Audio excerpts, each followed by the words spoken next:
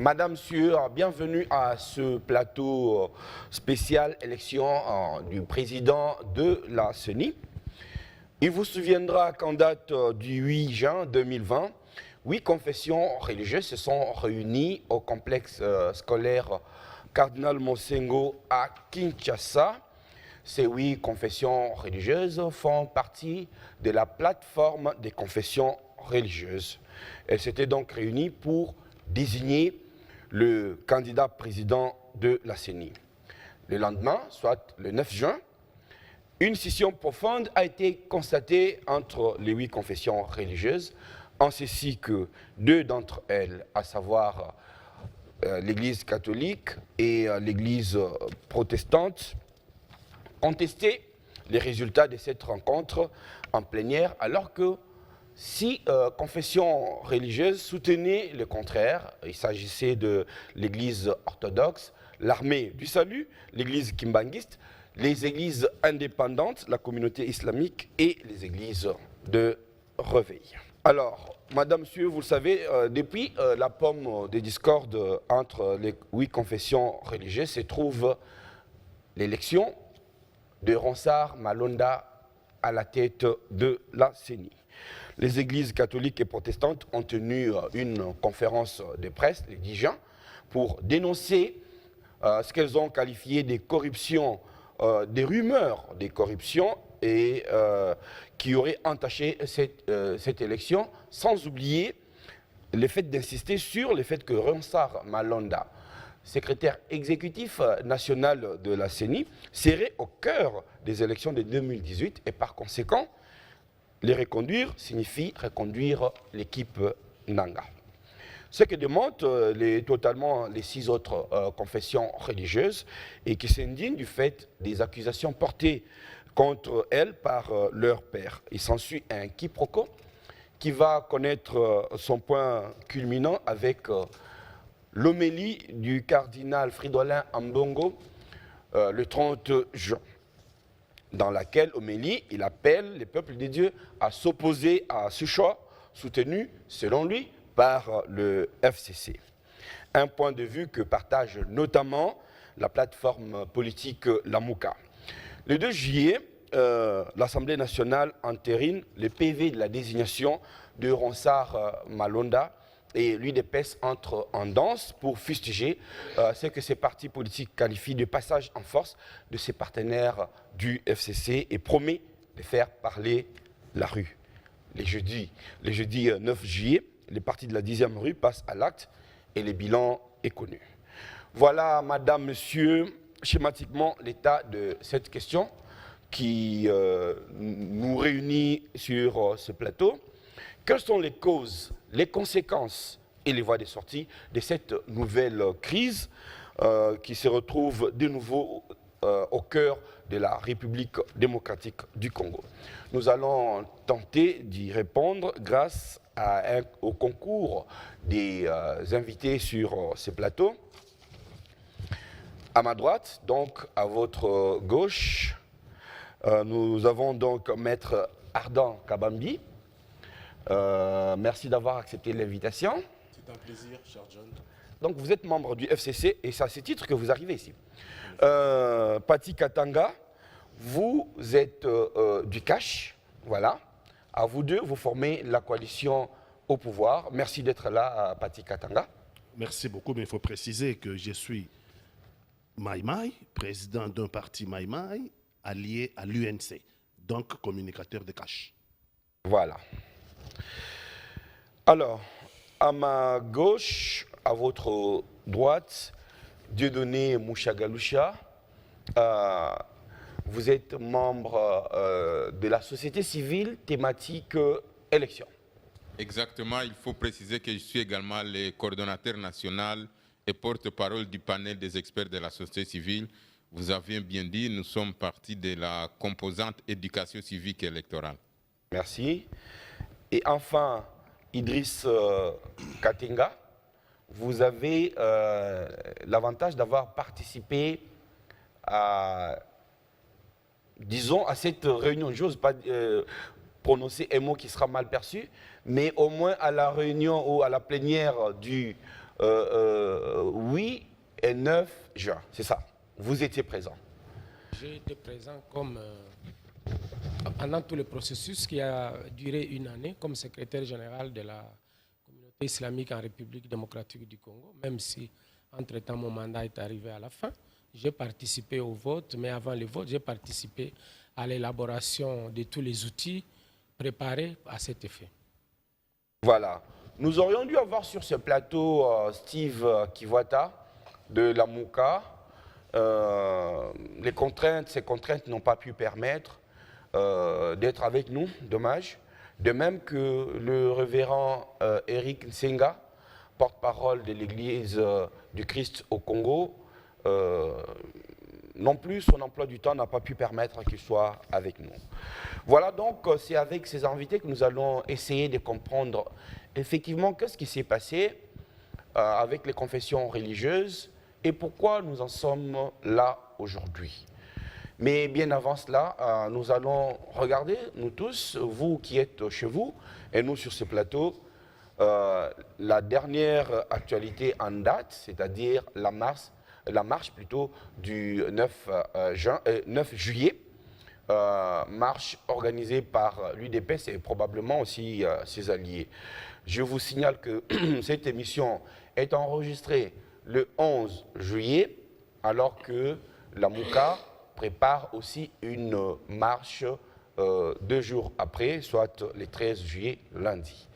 Nous allons donc demander à la régie de nous proposer un condensé de ce qu'a été la marche de l'UDPS.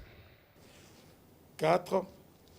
La police nationale congolaise est chargée d'assurer la sécurité des personnes et de leurs biens et de veiller scrupuleusement au respect de l'interdiction des marches publiques pendant toute cette période d'urgence sanitaire. Lobby, il faut que Fachinde Mutwazana majorité na Congo Mobimba. Et ça, 300 personnes wanate. Naza Sabino Yango. Nous avons montré notre bonne foi, mais Batbamoni Bissonet Bayuma na Bango. A intimidé Binoté. Lobby, nous allons marcher. Merci.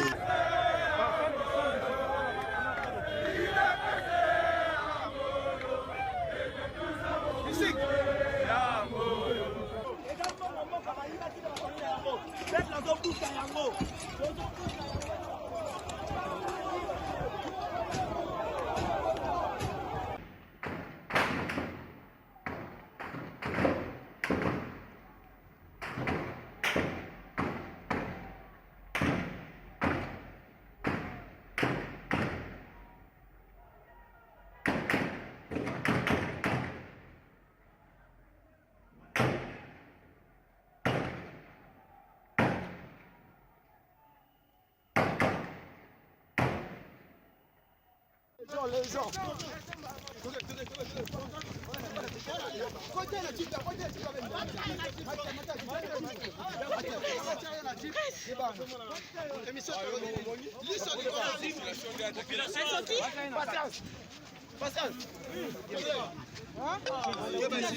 Papa ici,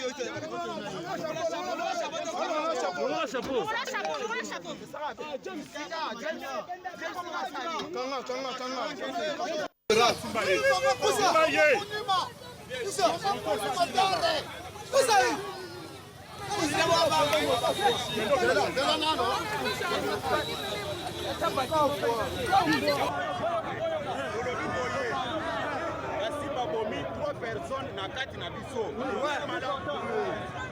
pour ne pas occasionner un bain de sang, ok? Biso toza parti au pouvoir, parti à été de Félix Tshisekedi. Maintenant, nous disons ceci. Écoutez, ils sont en train de tirer. Nous allons réclamer le départ du ministre de l'Intérieur puisqu'il vient de l'UDPS.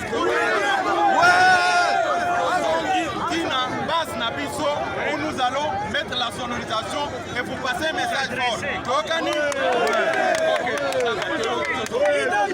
Alors, on retourne sur ce plateau. D'abord, un tour des tables, enfin, table, oui, quand même, pour un commentaire, 1 minute. Je commence par vous, Pati Katanga.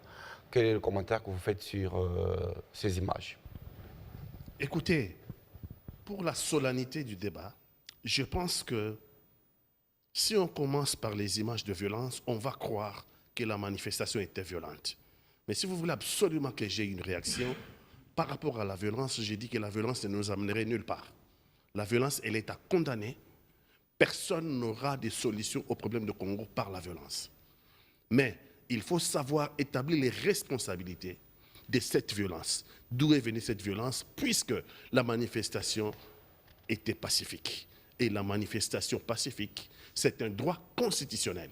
La marche est un droit constitutionnel, l'article 25 de la Constitution. Donc, nous avons été dans la rue, dans le respect strict de la Constitution, pour faire une marche pacifique. La violence, elle est venue d'où? C'est pour ça que vous avez entendu le secrétaire général de l'UDPS réclamer la démission du ministre de l'Intérieur. Parce que c'est lui le responsable numéro 1 de la police. Et lorsqu'il y a des déviations de ce sens-là, dans ce sens-là, je pense qu'il doit rendre de compte. Et nous sommes d'accord avec le secrétaire général de l'UDPS qu'il doit rendre le tablier. Il n'a pas été à la hauteur pour encadrer cette manifestation qui était une manifestation pacifique. Merci. Un commentaire de votre part, Ardant Kabambi? Je suis effaré et outré d'entendre sur ce plateau l'un des membres de CASH s'appuyer sur l'argumentaire de M. Augustin Kabouya qui réclame la démission du vice-premier ministre et ministre de l'Intérieur. Je pense que le président de la République a décrété l'état d'urgence dans ce pays. En décrétant l'état d'urgence, c'est-à-dire autrement, interdire toutes sortes de manifestations, interdire tout rassemblement de 20 personnes, de plus de 20 personnes. Ce que nous avons vu, les images ont parlé d'elles-mêmes, je pense qu'il faudrait simplement condamner ces actes barbares de l'UDPS. L'UDPS n'est pas à son premier forfait. Je le dis ici, depuis la nuit de temps, lorsque l'UDPS manifeste, il se passe toujours des actes de violence. Plus grave, ce sont des sièges des partis politiques qui sont saccagés. Vous avez 1 minute. Est-ce que dans ce pays, qu'on veut finalement voir et vivre un état de droit, c'est de cette manière-là qu'on devra exprimer une opinion? Je pense très clairement et fermement que ce sont des actes à condamner. Grave encore, c'est l'UDPS qui est le parti au pouvoir. Vous allez revenir là. J'en viens. C'était juste un tour de table, 1 minute. Avec plaisir, juste John. pour commenter.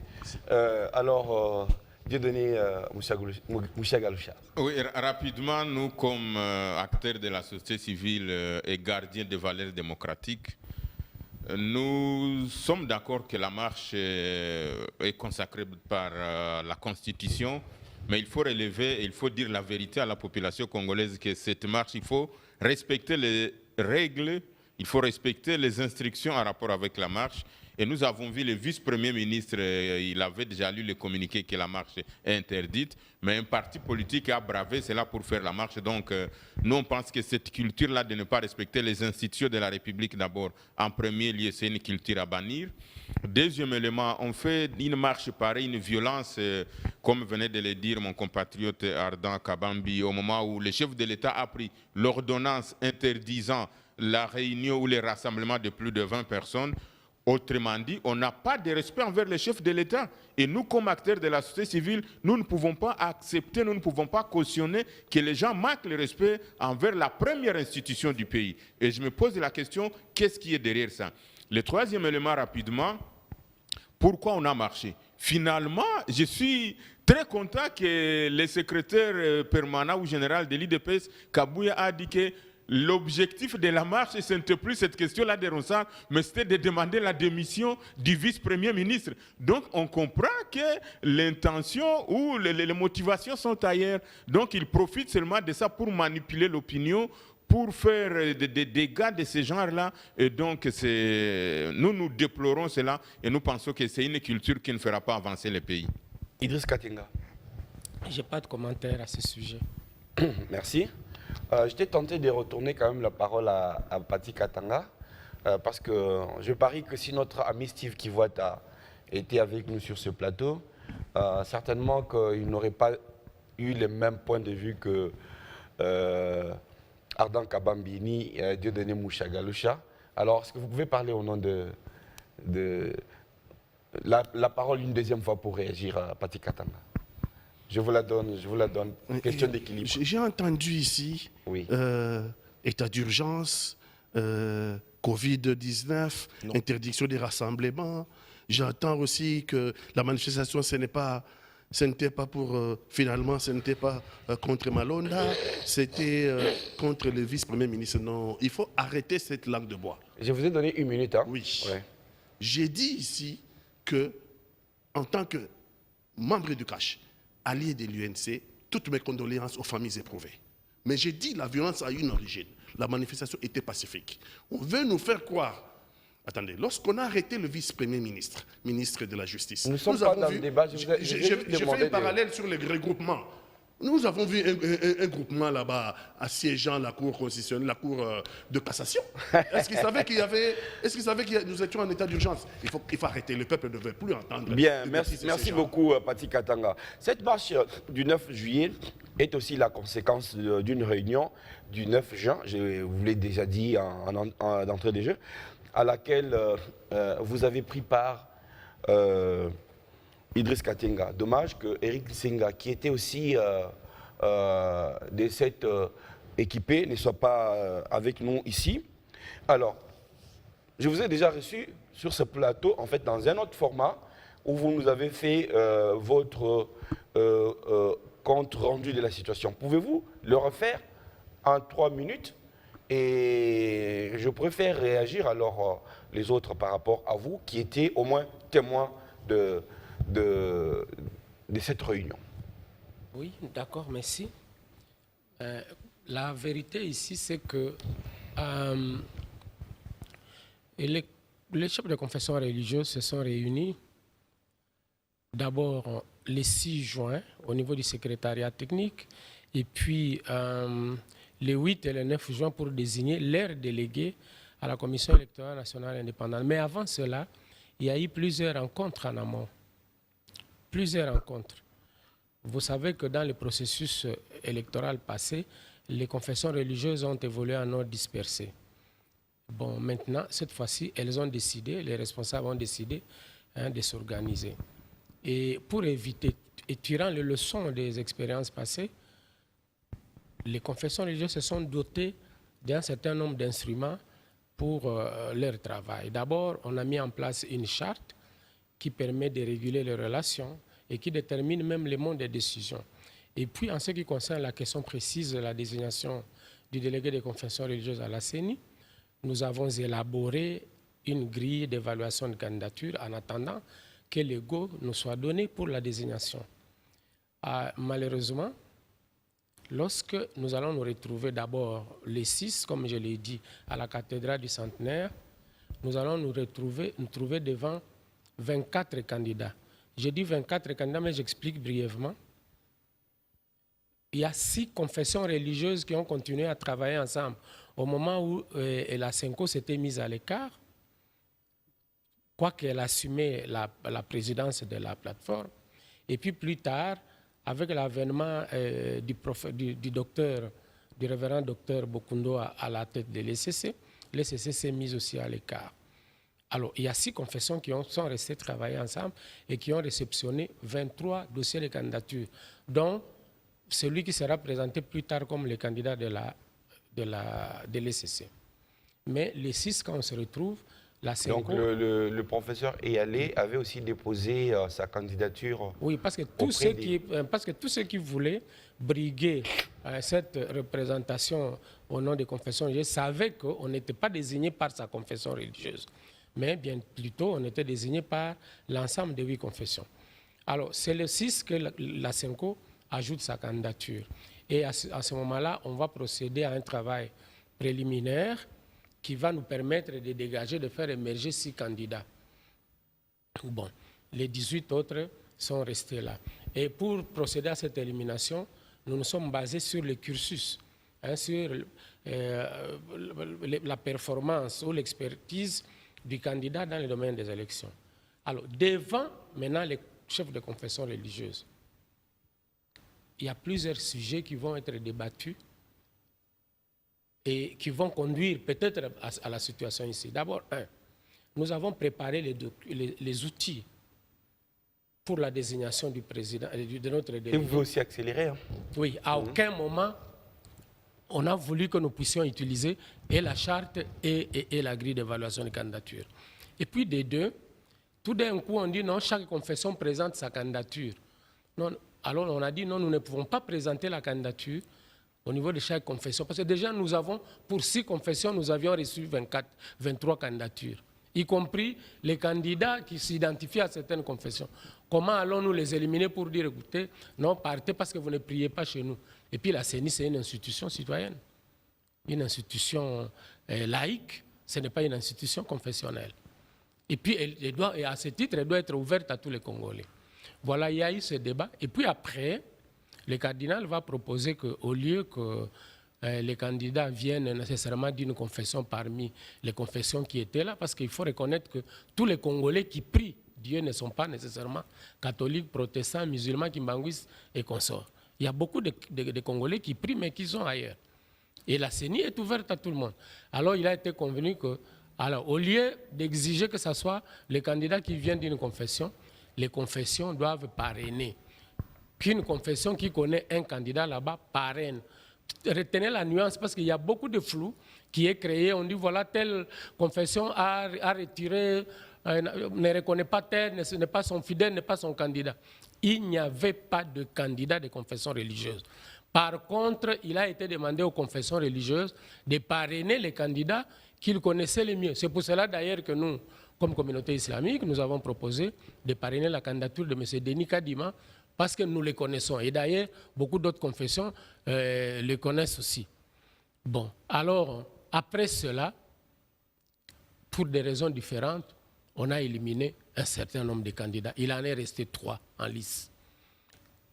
Celui qui était parrainé par la CENCO, celui qui était parrainé par les CC, et le candidat Ronsard Malonda, parce que c'est de lui qu'on parle souvent, qui était parrainé. Là aussi, il y a une erreur. Il faut retenir que Ronsard Malonda a été parrainé par 2 confessions religieuses.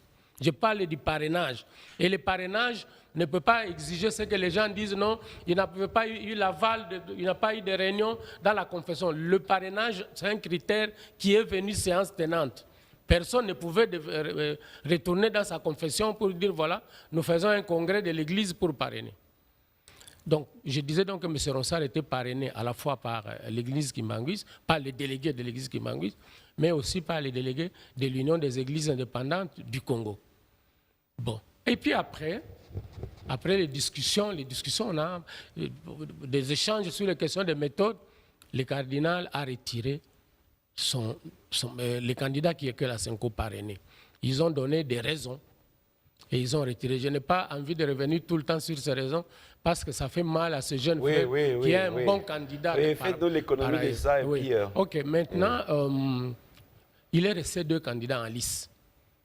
Sur 2 candidats en lice, il a été prouvé noir sur blanc que l'un d'eux avait une affiliation politique. Et c'est un autre ami, le professeur Boyela, et Ali Bossela, qui était présenté par l'ECC. Et il avait une affiliation politique parce qu'il avait participé aux dernières élections législatives dans la circonscription de Bolomba à l'Équateur. Cela a été prouvé noir sur blanc. Et par conséquent, il n'est resté qu'un seul candidat en lice. Si vous regardez bien, Ronsard Malonda, c'est un rescapé d'un processus d'élimination progressive des candidats qui nous a été imposé par la présidence de la Réunion. Il était là. Et puis à la fin, on dit non. Voilà.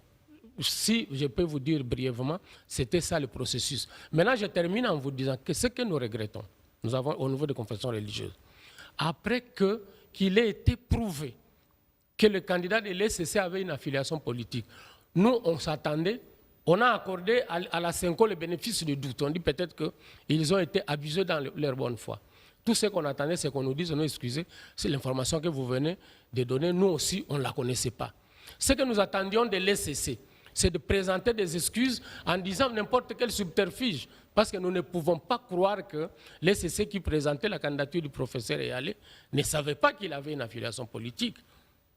Mais par contre, c'était une fuite en avant. Juste après la réunion, on dit non, la réunion n'est pas...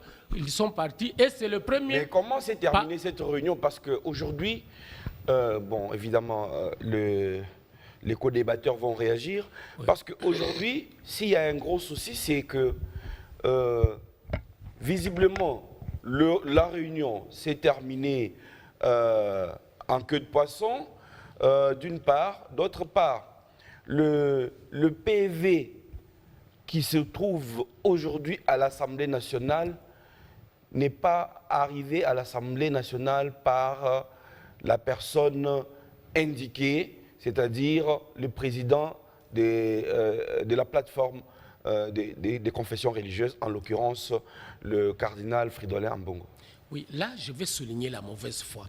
Vous savez, il y a quelqu'un qui avait écrit, c'est Joando si je me rappelle, lui il dit si Dieu ressemble à ceux qui font œuvre de le servir, moi Joando je vends mon âme au diable. Moi, je suis musulman, j'ai pris. Et vous les confessions religieuses? Oui, mais justement, c'est cela. Rien à voir là-dedans. Parce qu'il faut savoir assumer ses responsabilités. Hier, j'étais sur un autre plateau où les gens ont dit le problème, ce n'est pas Ronsard Malonda. Le problème, c'est les confessions religieuses. Et c'est vrai. Mais le grand problème. Ben oui, justement, c'était la fuite en avant. Je vous ai déjà dit ici. Ronsard Malonda est un rescapé du processus d'élimination. Non, j'en suis à... la plénière s'est terminée en queue de poisson, oui ou non?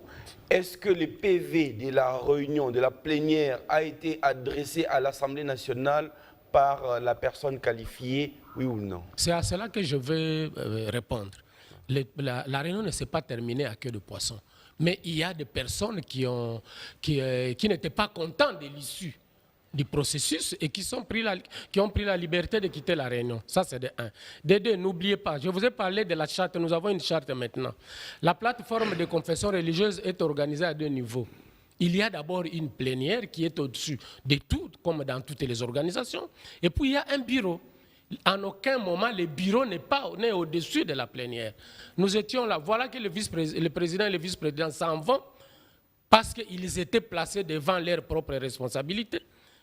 Et puis ils partent. Que font les autres? Et qu'est-ce que vous avez fait alors? Nous avons terminé la réunion, nous avons signé. Vous vous êtes trouvé un autre président? Non, on n'a pas trouvé notre président. Nous étions là parce que la réunion était terminée. Nous avons juste signé le procès verbal et nous avons transmis acquis de droit. Bien. Je vais donner la parole à Dieudonné Mouchagaloucha, qui est un peu du domaine, en fait pas un peu, beaucoup, pour une réaction par rapport aux propos d'Idriss Katenga. La réaction par rapport aux propos d'Idriss Katenga, je ne peux pas réagir contre parce que c'est lui qui a vécu les événements, oui. Donc il a été témoin oculaire de tout ce qui s'est passé. Et moi, j'en profite quand même pour dire qu'on doit éviter de transformer et de tordre la vérité sur le plan de la procédure ou sur le plan de la désignation des membres qui doivent venir des confessions religieuses conformément à la loi organique portant fonctionnement et administration de la CENI.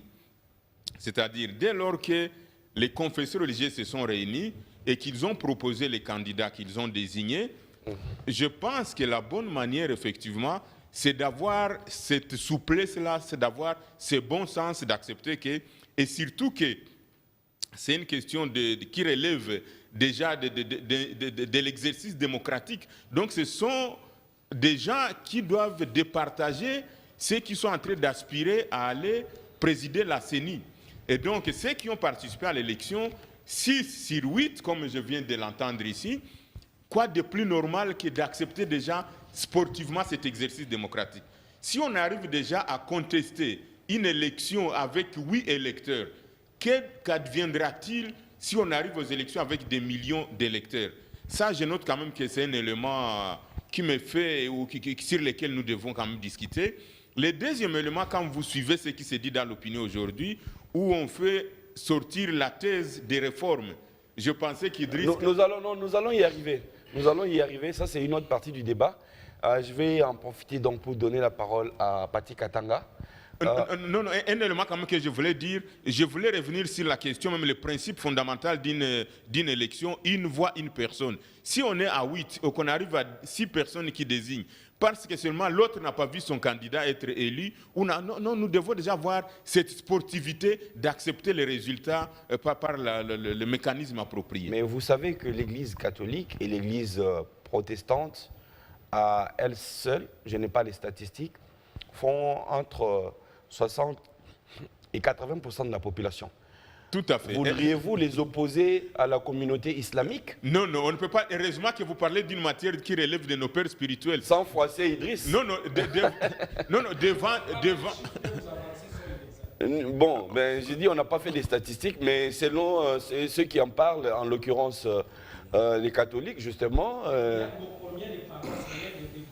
Il y a combien de paroisses et d'églises dans les avenues par rapport au nombre d'églises de réveil et d'églises indépendantes? Bon, ça va, on ne va pas dans la polémique. Non, moi je réponds rapidement. Devant Dieu, oui. Vous voulez dire qu'il y a l'homme qui est plus important, plus que l'autre?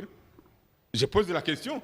Ils sont 8 pères spirituels et c'est une voix qui compte. Oui, et donc oui, il n'y a oui. personne... C'est là, bon, c'était un peu pour blaguer. Dans tous les cas, la charte des confessions religieuses a déjà réglé ce problème.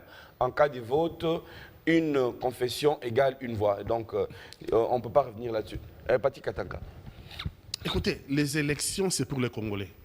Je ne sais pas si c'est pour les confessions religieuses. Donc, mon analyse ne peut qu'être une analyse politique, tout en relevant la manière cavalière. Vous avez vu ici, ils ne sont pas d'accord. Les deux confessions les plus importantes, il faut les reconnaître. Si on est honnête, l'Église catholique, c'est plus de 80% des Congolais. L'Église catholique est implantée au Congo, dans toutes les provinces, et les adeptes, il y en a beaucoup, comme l'Église du Christ au Congo. Maintenant, ils ont leur charte et puis leur règlement intérieur que je ne connais pas. Je constate tout simplement, en matière d'élection, c'est les problèmes des Congolais. Pourquoi cette précipitation? Pourquoi avoir exclu les candidats originaires du Grand Kasaï? C'est des questions que je me pose. Est-ce qu'il y a eu des Congolais plus importants que d'autres? Ça, c'est des choses qui se sont passées entre eux là-bas. C'est pour ça que cette suspicion fait que les églises et les confessions religieuses ne sont pas crédibles. Pourquoi elles ne sont pas crédibles? Parce qu'elles ne font pas la même analyse que tous les Congolais. Nous avons connu 2006, élection chaotique. Nous avons connu 2011, élection chaotique. Nous avons connu 2018, élection chaotique. Devrions-nous continuer comme ça, sans avoir fait l'état des lieux de ces échecs et de ces chaos successifs? Je pense que tout Congolais de bon sens voudrait qu'on fasse d'abord l'état des lieux de ces échecs successifs. Ces échecs successifs installent notre pays dans un cycle permanent d'organisation d'élections chaotiques. Pati Katanga, nous allons ouvrir le chapitre relatif aux réformes ou élections. Ça fait partie du débat. Là, je voulais quand même que vous donniez votre point de vue sur la manière dont cette réunion s'est déroulée, si vous êtes critique par rapport à quoi que ce soit là-dedans. Après, bien entendu... Mais déjà, dans la forme, ils sont restés à 6, ils n'étaient plus à 8. Les deux confessions les plus importantes, je l'ai dit, ont quitté. Pourquoi se sont-ils obstinés, les 6, à continuer, plutôt qu'à chercher plutôt un terrain d'entente? Pourquoi se sont-ils obstinés? Pourquoi ont-ils exclu? Les consensus avant tout, Idriss Katanga. Non, je crois que d'abord dépassionnons le débat. Oui. Et puis enlevons de notre tête l'idée que voilà, telle confession est plus importante qu'une autre. Bon, au moins sur papier, toutes les confessions... Non, parce que pour moi, je peux dire la même chose aux partis politiques. Est-ce que M. Paty peut nous dire qu'il y a des partis politiques qui peuvent en imposer à d'autres tout simplement parce qu'ils estiment qu'ils ont beaucoup plus d'adhérents que les autres. Non, Moi, je Idriss, crois que je c'est pense là que j'avais la qu'intervient. parole. Nous, les S'il vous partis plaît, politiques, Attendez. Si j'avais la parole, vous m'avez coupé une trempée. Non, attendez, c'est S'il moi vous qui plaît, distribue je la crois parole. que Je vais vous la retourner. C'est là justement, nous parlons de la démocratie sans connaître ce que ça signifie. C'est là qu'intervient la démocratie pour réguler ces différentes conceptions. On ne peut pas dire dans un État démocratique qu'une telle confession est plus importante qu'un autre. Tout comme on ne peut pas dire que tel parti politique est plus important qu'un autre. Tout simplement, on peut constater qu'à une saison, un parti politique a la majorité, mais ce qui n'exclut pas qu'à la saison prochaine, un autre parti politique puisse avoir. Donc, dans la démocratie, ces jugements-là sont des jugements à bannir. Moi, je suis musulman, c'est 10 millions de musulmans. Je ne me considère pas comme une petite confession religieuse par rapport aux catholiques, mais je préfère que ces débats-là, je les mène avec les catholiques et les protestants, mais plutôt que de les mener ici sur ce plateau. Oui, dommage que le révérend Eric Senga ne soit pas de notre part.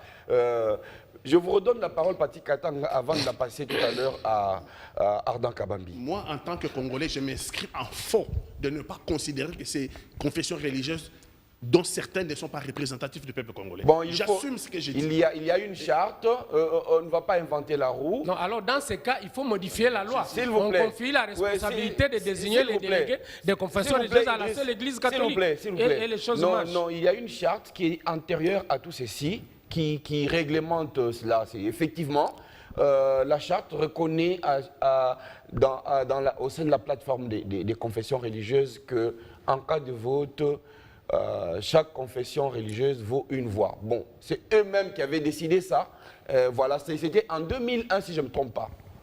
Ça pose un problème de démocratie. ça pose un problème de Bon, démocratie. au-delà de cela, En tout cas, Platon, quand il parle de vertus, c'est pas comme ça que la démocratie. Lorsque les confessions religieuses qui ne représentent rien veulent réguler sur les élections qui concernent les Congolais, ça me pose un problème de conscience là. Ça me pose un problème sérieux de conscience. Je pense que les Congolais ont constaté qu'il y a des problèmes. Et donc, j'aurais souhaité que ces confessions religieuses puissent intégrer le problème qui existe des élections, avant même eux de se mettre ensemble à commencer à choisir les animateurs. Et on fait comme s'il n'y a rien. Circulons, il n'y a rien à voir. Vous êtes, non, c'est pas vrai. Vous êtes déjà dans le débat qui va venir tout à l'heure, c'est-à-dire réforme ou pas, avant ou pas. Donc, on va y revenir. J'ai compris que vous dites qu'il y a des confessions religieuses plus importantes que d'autres. Oui, il y en a qui ne représentent rien bon, du tout. Même si la charte les place tous sur le même pied d'égalité, leur propre charte. Est-ce que vous pouvez permettre que je dise que leur propre charte n'engage que eux? Oui, bien sûr, mais cette charte-là n'a pas été soumise au souverain primaire pour lui donner le quitus du peuple congolais. Donc, les élections concernent le peuple congolais. Donc, ils ne peuvent pas aller à l'antithèse de ce que pense le peuple congolais, qui a déjà connu 3 cycles électoraux chaotiques. Ça pose même problème pour eux-mêmes, les confessions religieuses. Or, pendant qu'ils sont en réunion, il y a 2 confessions les plus Nous sommes tout simplement sur le mode de désignation. Tout simplement. Même alors, je peux clarifier si vous me permettez. Oui. Moi, je voudrais rappeler à mon compatriote Paty des choses, parce que nous ayons le sens de l'histoire. Paty parle de 3 élections chaotiques. Alors moi, je lui dis qu'en 2006, les élections de 2006, les confessions religieuses n'ont désigné personne à la CEI de l'époque, M. Paty. Pourtant, vous les qualifiez de chaotiques. En 2011, les confessions religieuses n'ont désigné personne à la CENI qui était constituée de 7 membres, tous venant des partis politiques. Et donc, le problème est ailleurs, M. Paty. Le problème, s'il vous plaît, soyons conséquents et disons les choses que nous maîtrisons. Et donc, si les élections sont toujours chaotiques dans notre pays, ce n'est pas le problème des confessions religieuses. C'est le problème des Congolais eux-mêmes, en commençant par les partis politiques. Moi, je n'aime pas débattre avec les partis politiques. Je suis de confession religieuse. On dit que l'Église doit rester au milieu du village. Et nous nous efforçons. Mais il faut de la retenue et des analyses correctes au niveau des partis politiques. Voilà, je vais donc donner la parole aux partis politiques qui peuvent débattre entre eux. Ardan Kabambi du FCC. Mais je commencerai par dire les minutes que vous avez accordées à Paty et à mon frère de l'autre côté, Idriss. Autant je demanderai à ce que vous puissiez également me les accorder. Sentez-vous à l'aise. Merci. Alors, cette approche, finalement, cette discussion que j'ai suivie tout à l'heure, ou ce débat que j'ai suivi tout à l'heure, c'est vrai, d'une part, certaines personnes pensent qu'il y a une certaine dictature dans ce que font les confessions religieuses, parce qu'il existe une charte. J'entends Paty dire tout à l'heure que c'est une charte qui ne concerne que eux, et ça ne concerne pas ni la classe politique, encore moins les Congolais lambda que nous sommes. Mais écoutez, Paty, vous devez savoir que dans chaque structure, il existe une organisation. C'est une organisation interne. Et d'une part, si je peux aussi peut-être paraphraser Paty, c'est que Luther King disait, souvenez-vous, les églises ou l'église qui a failli à sa mission, ces églises sont appelées à disparaître. Moi, je ne peux pas comprendre qu'aujourd'hui, que ce débat puisse tourner autour des confessions religieuses qui ont failli à leur mission. La mission qui est la vôtre, c'est celle de pouvoir sortir un seul candidat. Et non qu'il y ait ces discussions qui tirent en longueur de journée, qui nous font même perdre de notre temps. Nous avons besoin, une fois que demain ce candidat est connu, et que finalement les élections que nous souhaitons tant puissent se passer d'une manière démocratique. Paty ici entend dire, le dit clairement, qu'il existe un vrai problème. C'est lequel? Je ne pense pas qu'ici, nous qui sommes partis politiques, nous avons assisté à toutes ces réunions, pas du tout. J'ai entendu l'opinion dire que le candidat Malonda est bel et bien à FCC. Je suis FCC, je n'ai jamais vu le candidat Malonda une fois dans nos réunions politiques. En effet, l'élection de Malonda, nous le savons tous, il doit sortir de la société civile. Et la société civile n'a pas d'appartenance politique. Je préfère carrément que certaines personnes et certaines langues qui prennent ce plaisir de se moquer un tout petit peu du Congolais lambda que nous sommes, parce que j'ai comme l'impression que c'est du temps perdu. Aujourd'hui, le temps est à la course. Bientôt, ça sera des élections en 2023. Et bien avant ça, il y a beaucoup de choses qui doivent être faites. Mais présentement, on sent qu'il y a quelque chose qui ne va pas. Le pays est bloqué. Tout ne semble pas marcher. Pourquoi? Parce que les uns ne veulent pas de Malonda, les autres veulent de Malonda. Mais où allons-nous finalement dans ce pays? Où allons-nous? Mais je voudrais d'ailleurs vous laisser ce micro pour profiter. Justement, aujourd'hui, si on ne veut pas de Malonda, c'est parce que Malonda est passé FCC et que vous, FCC, visiblement, vous n'êtes pas aimé de la population. Il faut éviter la diffamation. Il faut éviter toutes ces attaques sans preuve. Malonda, je le dis et je le répète ici, qui n'est pas FCC. Personnellement, je n'ai jamais croisé Malonda dans l'une de nos réunions, par exemple. Je le dis clairement. Excusez-moi, John, je suis franchement écœuré parce que cette question, elle est fondamentale. Parce qu'il faudrait aller passer cette étape pour résoudre une autre étape. Effectivement. Ben voilà. Alors, laissez l'entérinement de Malonda calmement, parce qu'au président de la République seul de prendre cette décision. Pourquoi faire parler la rue? Parce que la rue estime que lorsqu'elle aura à donner un mot d'ordre au président de la République, le président de la République va évidemment suivre la voie de la rue.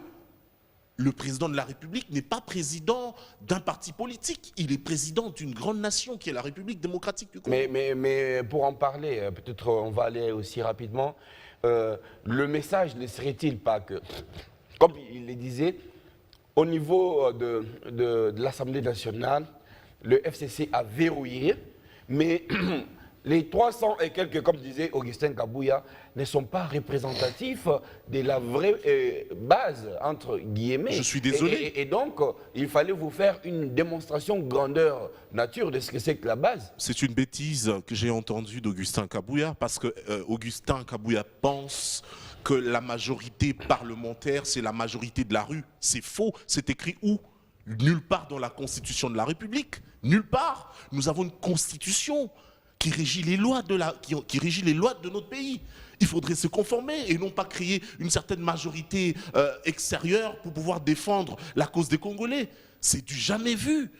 moi, je suis autant d'accord qu'il y ait des manifestations, mais ces genres de manifestations pour aller exprimer un idéal, pour aller exprimer une opinion, et pas des manifestations qui visent à paralyser un pays, à paralyser la capitale. C'est ce qu'il faut condamner. Nous avons vu des policiers blesser, ces personnes qui sont censées protéger les biens et les personnes. Nous avons vu des partis politiques saccagés. C'est ça, cette manière de manifester. C'est ça, cette manière de revendiquer. C'est ça, cette manière d'exprimer une opinion. C'est inadmissible, incroyable dans ce pays. Mais peut-être qu'ils ont été infiltrés comme ça arrive souvent. Je Vous le avez dis votre ici, destination. l'UDPS n'a pas été infiltré. Nous avons bel et bien vu les calicots qui ont circulé. Nous avons vu Augustin Kabouya sur la rue. Nous avons vu Kaboun sur la rue. Il ne faudrait pas non plus donner une autre étiquette ou citer un autre parti politique. C'est l'UDPS qui a manifesté, c'est l'UDPS qui a marché et c'est l'UDPS qui a cassé. Nous avons vu. Le parti, mon parti, le PPRD, est victime des actes de barbarie de l'UDPS. La 6e rue a été vandalisée. On a mis à feu mon parti. C'est inadmissible. C'est ça l'état de droit que nous prenons dans ce pays. Voilà, je vais revenir à vous. Pati Katanga, le problème aujourd'hui, si les gens sont allés dans la rue, vos gens dans la rue, c'est notamment à cause du fait que Ronsard Malonda est membre du FCC. Pouvez-vous nous en dire un peu plus là-dessus? Parce que votre voisin est du FCC, comme ça on tire cette affaire au clair une bonne fois pour toutes. Il ne faudrait pas ici donner l'impression que nous sommes venus contre la personne de Malonda. Non, Malonda c'est un citoyen congolais, comme moi, comme vous, comme tous les autres citoyens congolais. Le problème, ce n'est pas la personne de Malonda. Le problème, nous sommes en train de combattre un système qui va permettre à notre pays de s'installer dans un cycle permanent d'organisation d'élections. Je suis d'accord avec vous. Et Malonda, mais je vais arriver à Malonda. D'accord. Pourquoi nous contestons Malonda? Je vous ai dit ici un cycle permanent d'élections chaotiques. La dernière élection chaotique, c'est Malonda qui était le cerveau moteur. Vous voulez nous prendre Nanga, le mettre de côté, et prendre le cerveau moteur qui a fonctionné dans les escarcelles de Nanga, et lui donner encore la CENI. C'est pour nous préparer quoi? Sommes-nous des idiots, des imbéciles ou quoi? Pour nous préparer quoi? Non, Malonda est mal placé pour diriger la CENI. Tout simplement parce qu'il a été avec Nanga, ensemble, ils ont préparé le chaos électoral de 2018, dont lui était le cerveau moteur. Voilà notre contestation est là. Nous avons dit, nous ne contestons pas la personne, nous contestons les systèmes. Et donc, nous obligeons, et nous allons arriver, il faut réformer les systèmes.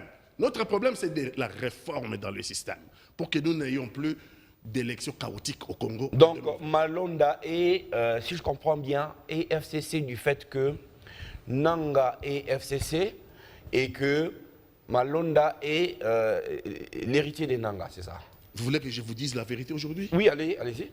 On ne peut pas comprendre. Je n'ai jamais compris, et peut-être qu'il faut révisiter Sciences Po. Je ne peux pas comprendre que le même jour, le même scrutin, le même bureau, les mêmes scrutateurs, les mêmes électeurs, au même moment, il vient, il met son bulletin pour Félix Antoine Tshisekedi, qui était de l'opposition, et pour en ce qui concerne les députés, les mêmes électeurs, il met le bulletin pour les FCC vomis par le peuple congolais. Et conséquence, on a un résultat qui est là. Le président de la République est élu, Félix Antoine Tshisekedi, et nous avons une majorité parlementaire qui lui est opposée. Et la conséquence, nous en vivons aujourd'hui. On ne veut plus voir ça. Félix Tshisekedi aurait dû avoir sa majorité parlementaire. Quitte à ce que ce soit une majorité parlementaire ensemble avec le Larouka. Je suis clair à le dire. Mais FCC ne pouvait pas avoir de majorité parlementaire parce que nous savons très bien à quel point les Congolais avaient vomi ce mouvement politique. Donc, vous comprendrez que nous ne sommes pas dupes. Nous ne sommes pas dupes. Donc, nous savons très bien que... Donc, c'est Nanga qui a orchestré tout cela. Bien sûr que c'est la CENI qui a monté toute cette machination. Et le cerveau moteur, c'est Malonda. Ronsard. Et voilà pourquoi, voilà pourquoi nous soupçonnons. Il faut qu'il vienne quand même son sac. Comme ça, vous pouvez avoir tous les éléments. Voilà pourquoi nous sommes en train de soupçonner un sous-marin. Un sous-marin qui est rentré piloté. Ronsard Malonda, pour nous les placer en vue de programmer en 2023 une autre élection chaotique en faveur du FCC. Non, les Congolais ont vomi les FCC. Les Congolais veulent mettre le FCC hors d'état de nuire du Congo. Les Congolais veulent avoir le droit d'élire. Je pense que c'est normal, avoir le droit d'élire les personnes en qui ils ont confiance. Alors, merci. Je donne la parole à John, Ardan Kabambi. Oui, vous allez prendre la parole tranquillement. Je préviens que tout à l'heure, Dieudonné Mouchagaloucha qui pourra nous donner un avis technique sur cette histoire de CENI et à des chaud, scènes. si tu permets, John. Oui, allez-y. J'ai pour moi un sens aigu du contradictoire et le respect de la parole de l'autre. J'ai entendu Paty tout à l'heure. J'aimerais simplement lui dire, ce n'est pas Monsieur Malonda qui passerait demain président de la CENI qui ira voter des députés ou sénateurs dans les urnes.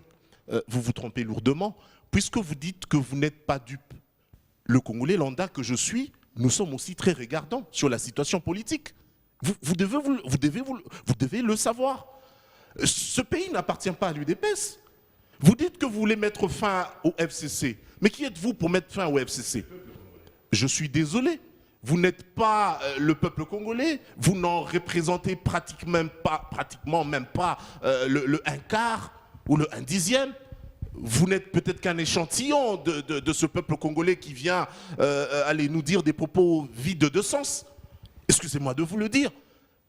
Je pense, John, que nous devons laisser le jeu démocratique primer. C'est cela que nous voulons. Eux sont dans une autre approche, je voulais dire, un caractère lunatique qui est devenu très embarrassant pratiquement toutes les fois lorsque le jeu démocratique se passe au sein de l'Assemblée nationale ou au niveau de la CENI ou au niveau des confessions religieuses. Allez, ce sont les premiers à râler, à jaser, ce sont les premiers à casser, ce sont les premiers à manifester. Ce pays ne tend pas vers Il a posé une question. J'aimerais que vous puissiez aussi rencontrer, comme vous dites, vous, les juristes, sa préoccupation. Oui. Comment se fait-il que Félix Antoine Tshisekedi est élu président de la République et que le même votant élise une autre majorité, alors que c'est le même bulletin de vote pratiquement? J'aimerais lui dire ici, puisqu'il a parlé de Malonda, c'est le même Malonda qu'on a vu devant la Cour constitutionnelle, ayant effet et bagage avec lui, qui a défendu la victoire du président Félix. Qu'il me dise si cela a été un montage, si cela n'a pas été chose faite au niveau de la Cour constitutionnelle. Puisqu'aujourd'hui, il ne veut pas de Malonda. Qu'il me dise. Malonda est un citoyen congolais, il est encore jeune comme moi, je soutiens d'ailleurs sa personne. Et je pense qu'il peut valablement remplir sa mission. Oui, il a dit qu'il n'a pas un problème avec lui personnellement, c'est le système. Non, il n'existe pas un problème de système. Je devais quand même lui dire ça.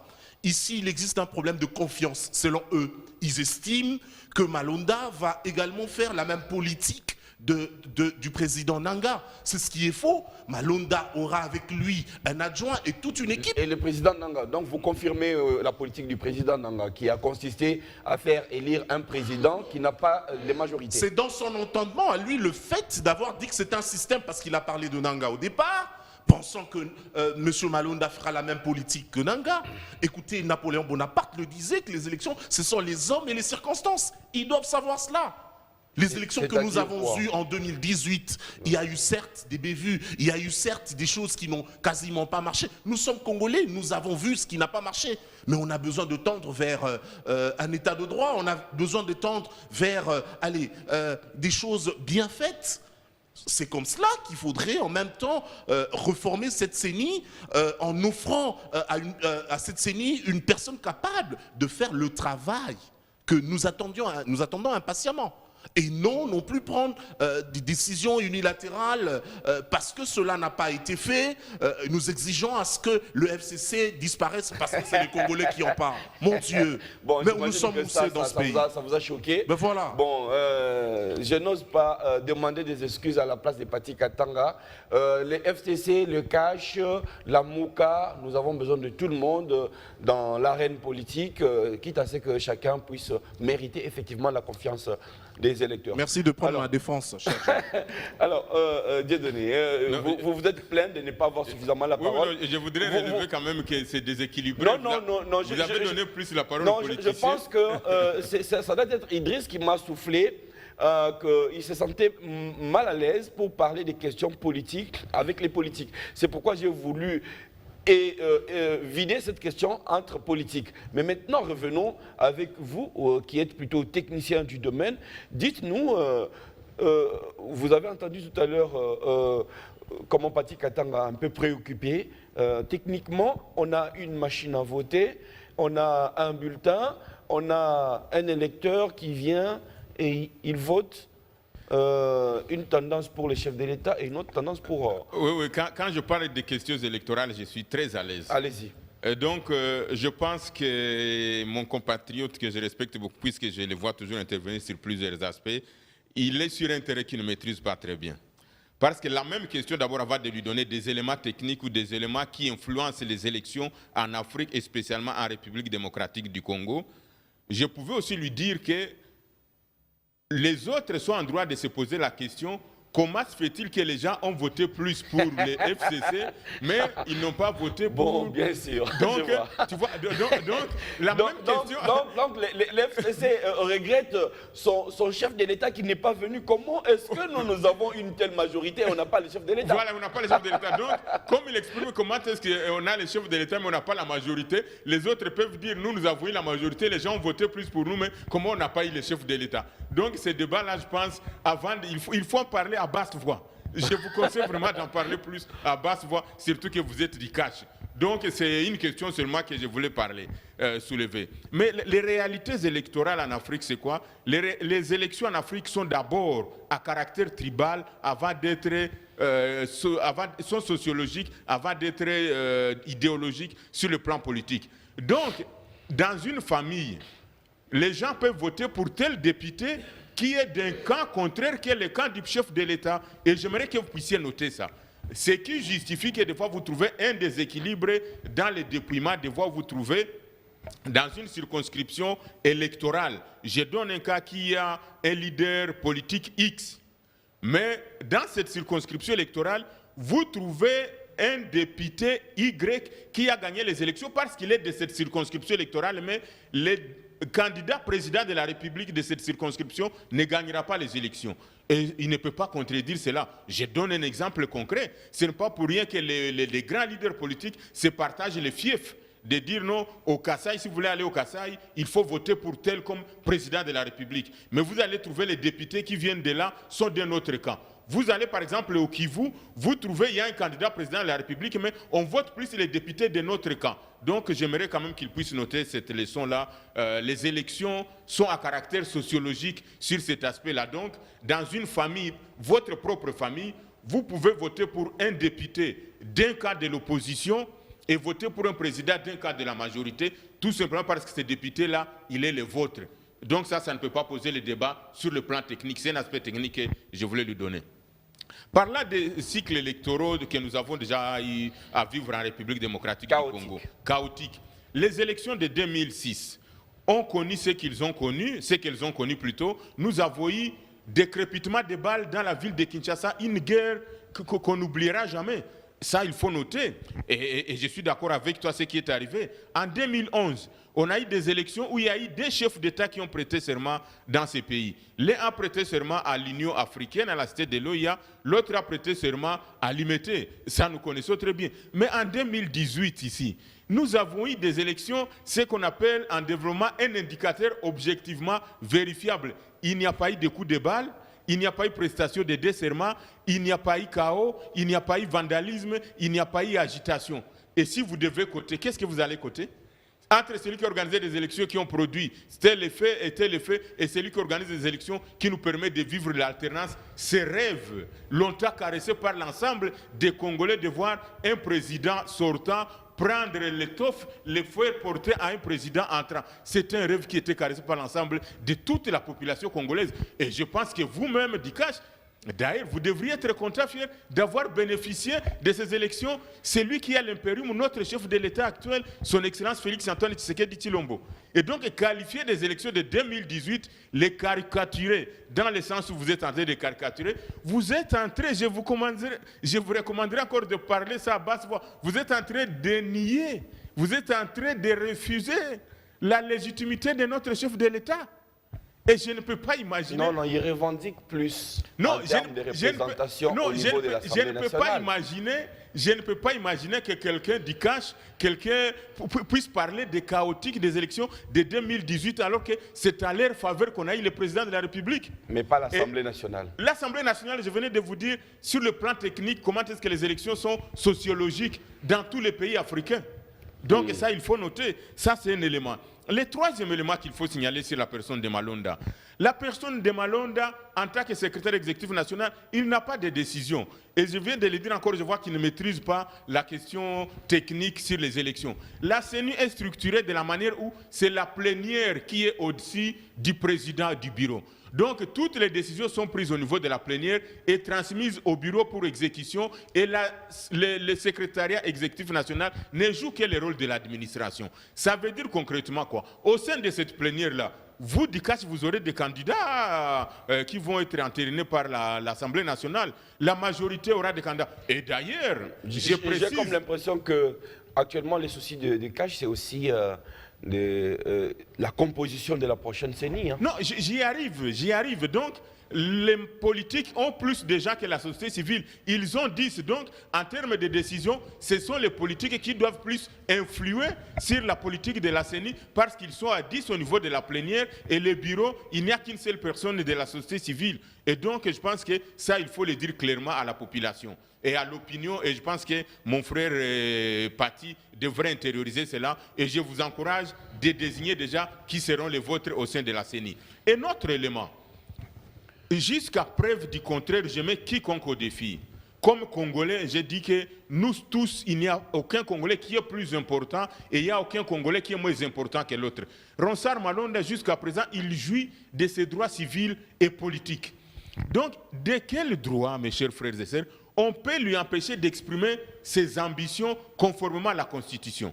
Donc, désormais, on doit gérer la République sur base des humeurs. Si la tête de John ne m'intéresse pas, il ne peut pas être candidat à tel endroit. Si la tête de Paty Katanga ne m'intéresse pas, donc il faut que celui qui doit passer à la CENI puisse être porté par ceux-là qui sont en train de contester. Non, mes chers amis. Et j'aimerais que l'ensemble de la population congolaise, les citoyennes et citoyens, puissent savoir, les Congolaises et Congolais, que n'importe qui peut accéder à la fonction selon ses ambitions, conformément à la Constitution. Et donc, ça, il faut le souligner. Et donc, vous voulez me dire que toutes les 2000 personnes qui font partie du secrétariat exécutif national de la CENI ne peuvent plus exprimer des ambitions d'assumer telle ou telle autre fonction. Non, les scènes seulement. Les scènes, il ne peut pas. Voilà. Donc, je pense que ça devient sélectif et ça devient très dangereux. Et je voulais quand même dire qu'on ne peut pas obtenir... il faudra terminer parce que je vois que vous avez récupéré vraiment tout ce qu'il fallait largement. Je vais terminer parce que je suis en train de donner des éléments techniques. Oui. Donc, il faut aussi se référer à la loi. Si on veut faire des choses, il faut d'abord commencer par modifier la loi avant d'arriver à cette question-là de dire que tel ne peut pas accéder à telle fonction. Effectivement, on va être en plein dedans tout à l'heure sur les débats. Dès qu'on va y arriver, et on a suivi tous les parcours. Nulle part, quand on a déposé toutes les candidatures, à moins que mon compatriote Idriss puisse me contredire, où on a évoqué la question des Ronsard, qu'il est de FCC, ou que quelqu'un qui vient de la CENI ne peut pas être candidat. Vous me permettez que je pose cette question à... Non, permettez, John. Et donc, je crains que vous ne vous fassiez justice. Non, c'est seulement quand il gagne les processus, quand il arrive à être désigné, qu'on retrouve, ah non, non, mais quand même, je manque les termes par respect à mes pères spirituels. mais je prouve que ce n'est pas juste, ce n'est pas digne, ce n'est pas de l'éthique. Quelqu'un passe tous les faits, il traverse toutes les étapes. Quand il arrive au bout, on dit non, parce qu'il vient de passer, il n'est pas tel. Pourquoi on n'a pas évoqué ça au départ? Je pose la question à Idriss, si vous permettez. Idriss Katenga, dites-nous, vous avez participé. C'est bien dommage, hein, je le répète une fois de plus, que le révérend Eric Nsenga ne soit pas de la partie. Il essaie de commander en dernière minute, soit. Cela nous aurait permis quand même d'avoir le point de vue différent sur la question. Ben, faisons avec vous qui êtes là, qui étiez présents le 8 et 9 juin. Dites-nous, est-ce que l'appartenance des Ronsard Malonda au FCC avait-elle été évoquée lorsque vous vous êtes retrouvés au complexe scolaire Monseigneur Monsengo, au cardinal Monsengo?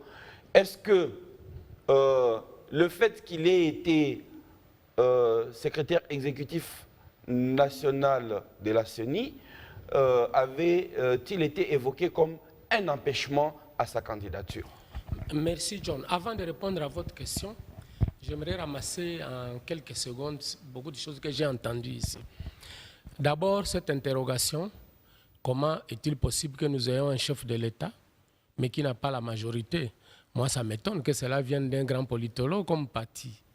Ça signifie quoi, le gouvernement de cohabitation dans la tête des partis? Parce que même dans les grandes démocraties, nous avons vu plusieurs fois un chef de l'État brillamment élu, comme l'a été Jacques Chirac, mais en même temps cohabiter avec un Premier ministre, Lionel Jospin, qui était de la gauche. Ce sont des choses qui arrivent. En tout cas, cette question devrait venir de tout le monde, sauf des partis. Bon, alors maintenant, j'en viens. Bon, et puis j'ai retenu quelque chose que Paty a dit. C'est pour cela qu'il faut débattre entre Congolais. Si nous voulons construire ensemble notre pays, essayer d'aller de l'avant, il faut échanger. Parce que la plupart du temps, moi, je constate qu'il y a beaucoup plus de peur que du mal.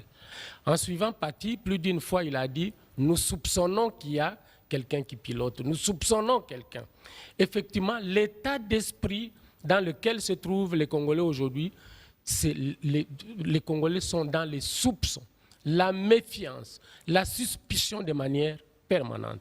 Et on ne peut pas construire un pays comme celui-ci, 2 345 000 km², autour de 80 millions, si on ne se fait pas un minimum de confiance. Je crois que nous devons construire la confiance. Et la confiance, pour la construire, ce n'est pas en regardant les beaux visages, les beaux yeux des gens. Il faut qu'il y ait des éléments sur lesquels s'appuie cette confiance. Et c'est ce que nous avons fait au niveau des confessions religieuses. Nous avons dit pour désigner, les candidats doivent remplir, voilà, un certain nombre de critères. Nous avons écrit les critères. Paty a dit que ces critères n'ont pas été dictés par le peuple congolais, oui, mais ça nous régit, c'est notre code à nous, comme plateforme de confession religieuse. Mais avec tous les autres Congolais, nous avons la loi. Et c'est cette loi qui nous donne le privilège de désigner un délégué. Bon, maintenant, pour revenir à votre question. Dans la grille d'évaluation que nous avons préparée, ce qui est dit, je crois que c'est dans le savoir-vivre. Parce qu'il y a 3 parties, savoir-être, savoir-vivre et savoir-faire. Dans la deuxième partie, savoir-être, non, plutôt savoir-vivre, on regarde quelle est la capacité du candidat à nouer les relations équitables avec toutes les parties prenantes, parce que les élections, c'est une affaire de parties prenantes. Et la question là, on était très regardant, c'est de voir est-ce que ce candidat-là n'est pas en connivence avec telle ou telle autre obédience politique. En ce qui concerne Ronsard, on n'a pas trouvé. D'abord, moi, je vous informe que Ronsard est agent de la CENI avec une vingtaine d'années. En tout cas, il n'avait pas 30 ans quand il est arrivé à la CENI. Il est rentré en 2005, si je ne me trompe pas. Donc, et pendant tout ce temps-là, il est à l'administration électorale. À quel moment et pour quelles raisons? Nous savons que chez nous, l'affiliation politique n'est pas nécessairement idéologique. Ne serait-ce que si nous regardons la transhumance, comment les gens quittent un parti pour aller vers un autre, ainsi de suite. C'est aussi un problème de se positionner pour avoir un emploi. Mais voilà que le garçon, lui, il est à la CENI et il a cheminé là-bas. Affiliation politique, pour quelle raison? Il n'y a pas d'affiliation politique. Et cette question n'a pas été posée. Par contre, parce que nous, quand nous parlons, nous sommes en train de rendre compte aux Congolais, les politiciens et la population, de ce qui s'est passé. Par contre, c'est à la fin, lorsque Ronsard était en passe de gagner, que la Senko dit tout sauf Ronsard. On a dit non. Et ce qui a choqué, c'est qu'on nous a dit les évêques. Pour les évêques, tout le monde sauf Ronsard. Nous, on a dit mais non. Les évêques ne décident pas de la désignation du délégué de confession religieuse. Ce sont les chefs de confession religieuse. Le cardinal était représentatif des évêques, c'est ça? Oui, c'est cela. Donc on ne pouvait pas nous imposer le point de vue des évêques. Les évêques décident de manière péremptoire lorsqu'il s'agit des affaires de la Senko. Mais si c'est une affaire qui concerne toutes les confessions religieuses, ce sont les chefs de confession religieuse. Et puis nous avons dit... Donc vous avez été frustré quand vous en parlez. Je vous dis que nous avons, pendant plus d'une année, nous avons siégé sous la présidence de son Excellence Monseigneur Marcel Outembi, le président de la Senko, mais c'était des réunions très conviviales. Et ce prélat-là a une grande capacité d'amener les gens au compromis. Avec lui, il n'y avait pas de questions difficiles. Tandis que les 8 et les 9, nous étions, je ne sais pas comment ça se passe dans l'armée, mais les réunions se déroulaient sous une tension permanente. Une tension permanente. Je vous dis parce que les gens, chacun avait son agenda.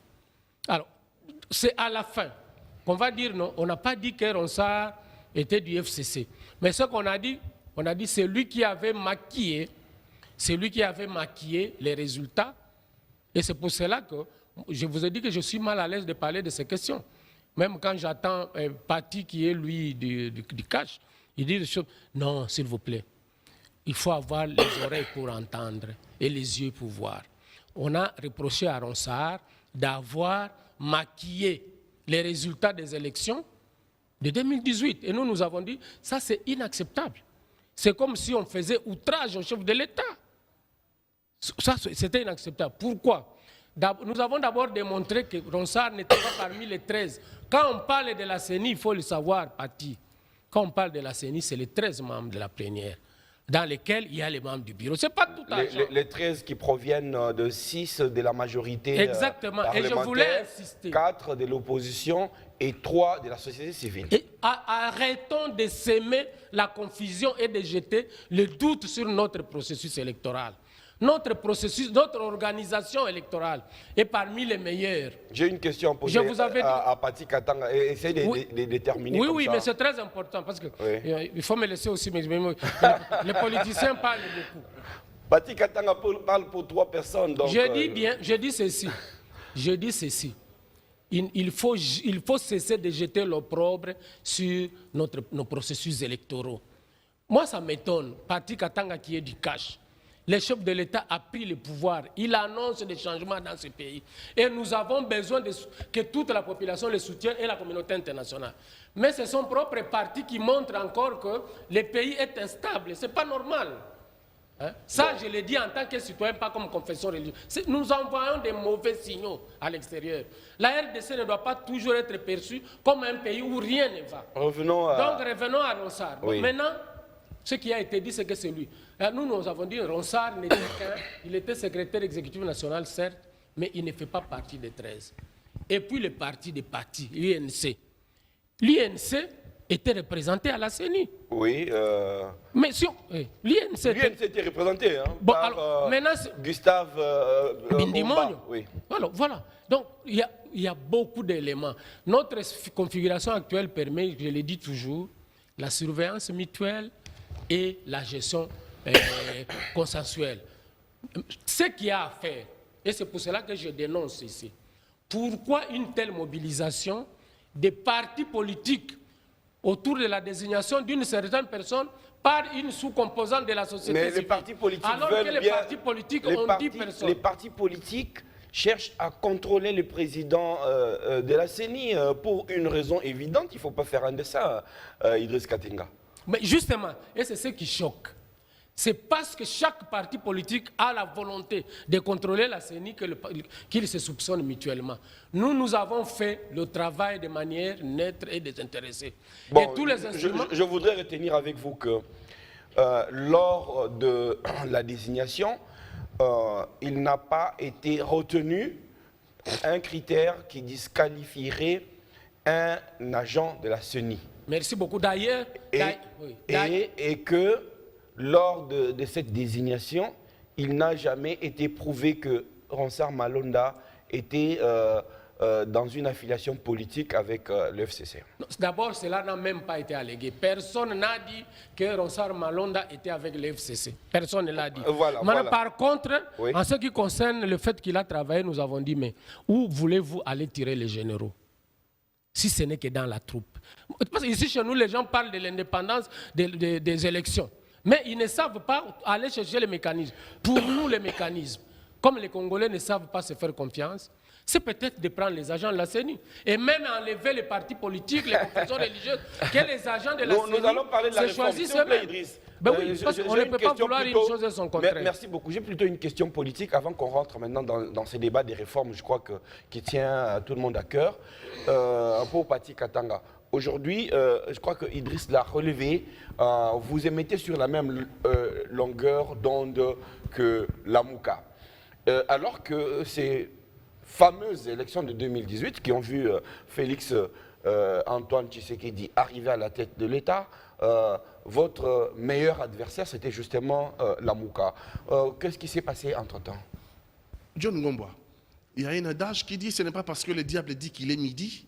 On connaît bien les caractéristiques du diable. Il est menteur, il est le père du mensonge. Mais ce n'est pas parce qu'il dit qu'il est midi qu'il faut le taxer d'emblée de menteur, parce qu'un jour, il pourrait vous dire la vérité. À ce moment-là, vous aurez tout tort. Allez-y. Je vais dire ici, lorsque je fustige ici les 3 cycles électoraux, on m'oppose. Non, le dernier cycle, c'est Félix Antoine Tshisekedi. Mais nous sommes honnêtes. Nous sommes honnêtes. Nous disons qu'il y a des problèmes. Félix Antoine Tshisekedi ne pouvait pas être président de la République sans avoir une majorité parlementaire, bon sang. Vous n'avez rien compris. J'ai vu Arda reprendre le micro, là, on est parti pour la gloire. On est en train de nous expliquer ici, société civile, il devait ne pas avancer sur le terrain, c'est du n'importe quoi. On est en train de nous parler de la France, la cohabitation, c'est encore du n'importe quoi. Jacques Chirac, en 2006, a eu la majorité à l'Assemblée nationale. Mais ce n'était pas l'élection présidentielle, ce n'était pas le même jour. L'élection présidentielle a eu lieu en 1981. On a élu François Mitterrand. Mandat de 5 ans pour l'Assemblée nationale. Il a eu, en 1981, sa majorité à l'Assemblée nationale. Au bout de 5 ans, le mandat du président était de 7 ans. Le mandat de l'Assemblée nationale, c'était de 5 ans. Au bout de 5 ans, en 1986, on va passer à l'élection des députés. C'est là qu'il a perdu la majorité à l'Assemblée. Non, mais ce n'était pas le même jour. Ici, je suis en train de dire, on ne s'entend pas. Je suis juste en train de dire qu'il faut révisionner ou revisiter les Sciences Po. Il faut encore que Maurice Duverger puisse, dans sa tombe, retourner nous donner des leçons. S'il vous plaît. Dit, on ne peut pas le même jour. S'il vous plaît. On ne peut pas le même jour, par le même électeur, dans le même bureau. Il vote Félix Antoine Tshisekedi et il vote pour FCC, les candidats du FCC. J'ai dit le même jour, les mêmes électeurs, devant le même bureau, devant le même scrutateur. J'ai dit ça pose un problème. Mais qu'est-ce que vous dites de l'explication sociologique et idéologique? Oui, j'ai dit de la confusion. J'ai dit. Parce que l'opinion a le droit de lire les choses de deux je sens. constate que quand j'ai la parole, tout le monde... Allez-y, prenez la parole. C'est que ça gêne ce que j'ai dit. Prenez la parole. Prenez la parole. Prenez la parole. Et on est en train de nous dire ici, majorité à l'Assemblée nationale. Mais article 5 de la Constitution, la souveraineté appartient au peuple. Le peuple n'est pas obligé de se soumettre à des lois qui ne sont pas justes. S'il estime qu'en son nom, ces lois-là ne sont pas justes, le peuple a le droit de demander de modifier ces lois. C'est aussi simple que ça. On est en train de nous dire non, c'est plutôt la suspicion. Il faut être tranquille. Comme si nous n'avons pas eu 3 cycles électoraux. Et d'autant plus, là où c'est grave, 2006 a été meilleur que 2011. 2011 a été meilleur que 2018. Ça pose un problème, non? Ça pose un problème sérieux. Si nous installons notre pays dans ce cycle permanent d'organiser des élections chaotiques, nous sommes face à la balkanisation. Parce que de contestation en contestation, il peut se faire qu'un jour, un groupe de Congolais, un groupe d'étrangers, nous savons bien que nous avons des ennemis qui nous guettent. Cette histoire d'élection peut faire disloquer notre pays. Nous avons tout intérêt, les Congolais, à avoir un cycle sérieux dont les Congolais, par leur vote, désignent les gens qui doivent parler en leur nom. Et non qui est des gens... Vous parlez de bureau 12 ou 11, mais la CENI, c'est un système. Moi, je suis en train de vous parler de système. C'est un système, c'est les provinces, machine à voter, c'est tout un système qui n'est pas crédible aux yeux des Congolais. Donc ensemble, ça ne devait pas poser polémique. Ensemble, nous pouvons faire le constat d'échec. Et en fonction du constat d'échec, prendre des mesures correctives, instaurer et faire insérer les mesures de correction. C'est tout ce que nous demandons. Mais pourquoi on veut se précipiter à commencer par l'animateur plutôt que de corriger d'abord les systèmes? C'est les systèmes qui posent problème. Ce n'est pas forcément les animateurs. Les systèmes posent problème en termes de transparence, en termes de résultats qu'on nous donne. Ils posent problème, les systèmes. Et tous les Congolais sont d'accord que non, il faut te revoir, Makambu. Est-ce qu'à un moment, on peut parler le même langage? Pourquoi on se précipite à avoir plutôt l'animateur? Nous aurons le même problème, et le même problème peut faire que le Congo soit en danger face à ceux qui guettent notre pays. Donc je vous dis, à un certain moment, il faut prendre de l'eau, mettre dans son vin, boire, et puis rester tranquille, prendre les mesures qu'il faut en termes de réforme, les mesures qu'il faut en termes de corrections apportées, et l'animateur viendrait en dernier lieu. Voilà, nous allons parler des réformes, mais... John, si tu oui, veux. oui, je vais vous donner la parole. Je vais vous donner la parole. Une minute. Hein? Oui, effectivement, vous allez prendre Une fois, je suis d'accord. 2 minutes. Merci. Ardent, Dieudonné et Idriss. Et puis, nous allons quand même rentrer dans ces réformes. Moi, j'ai comme l'impression que certains Congolais se sont déjà projetés pour 2023.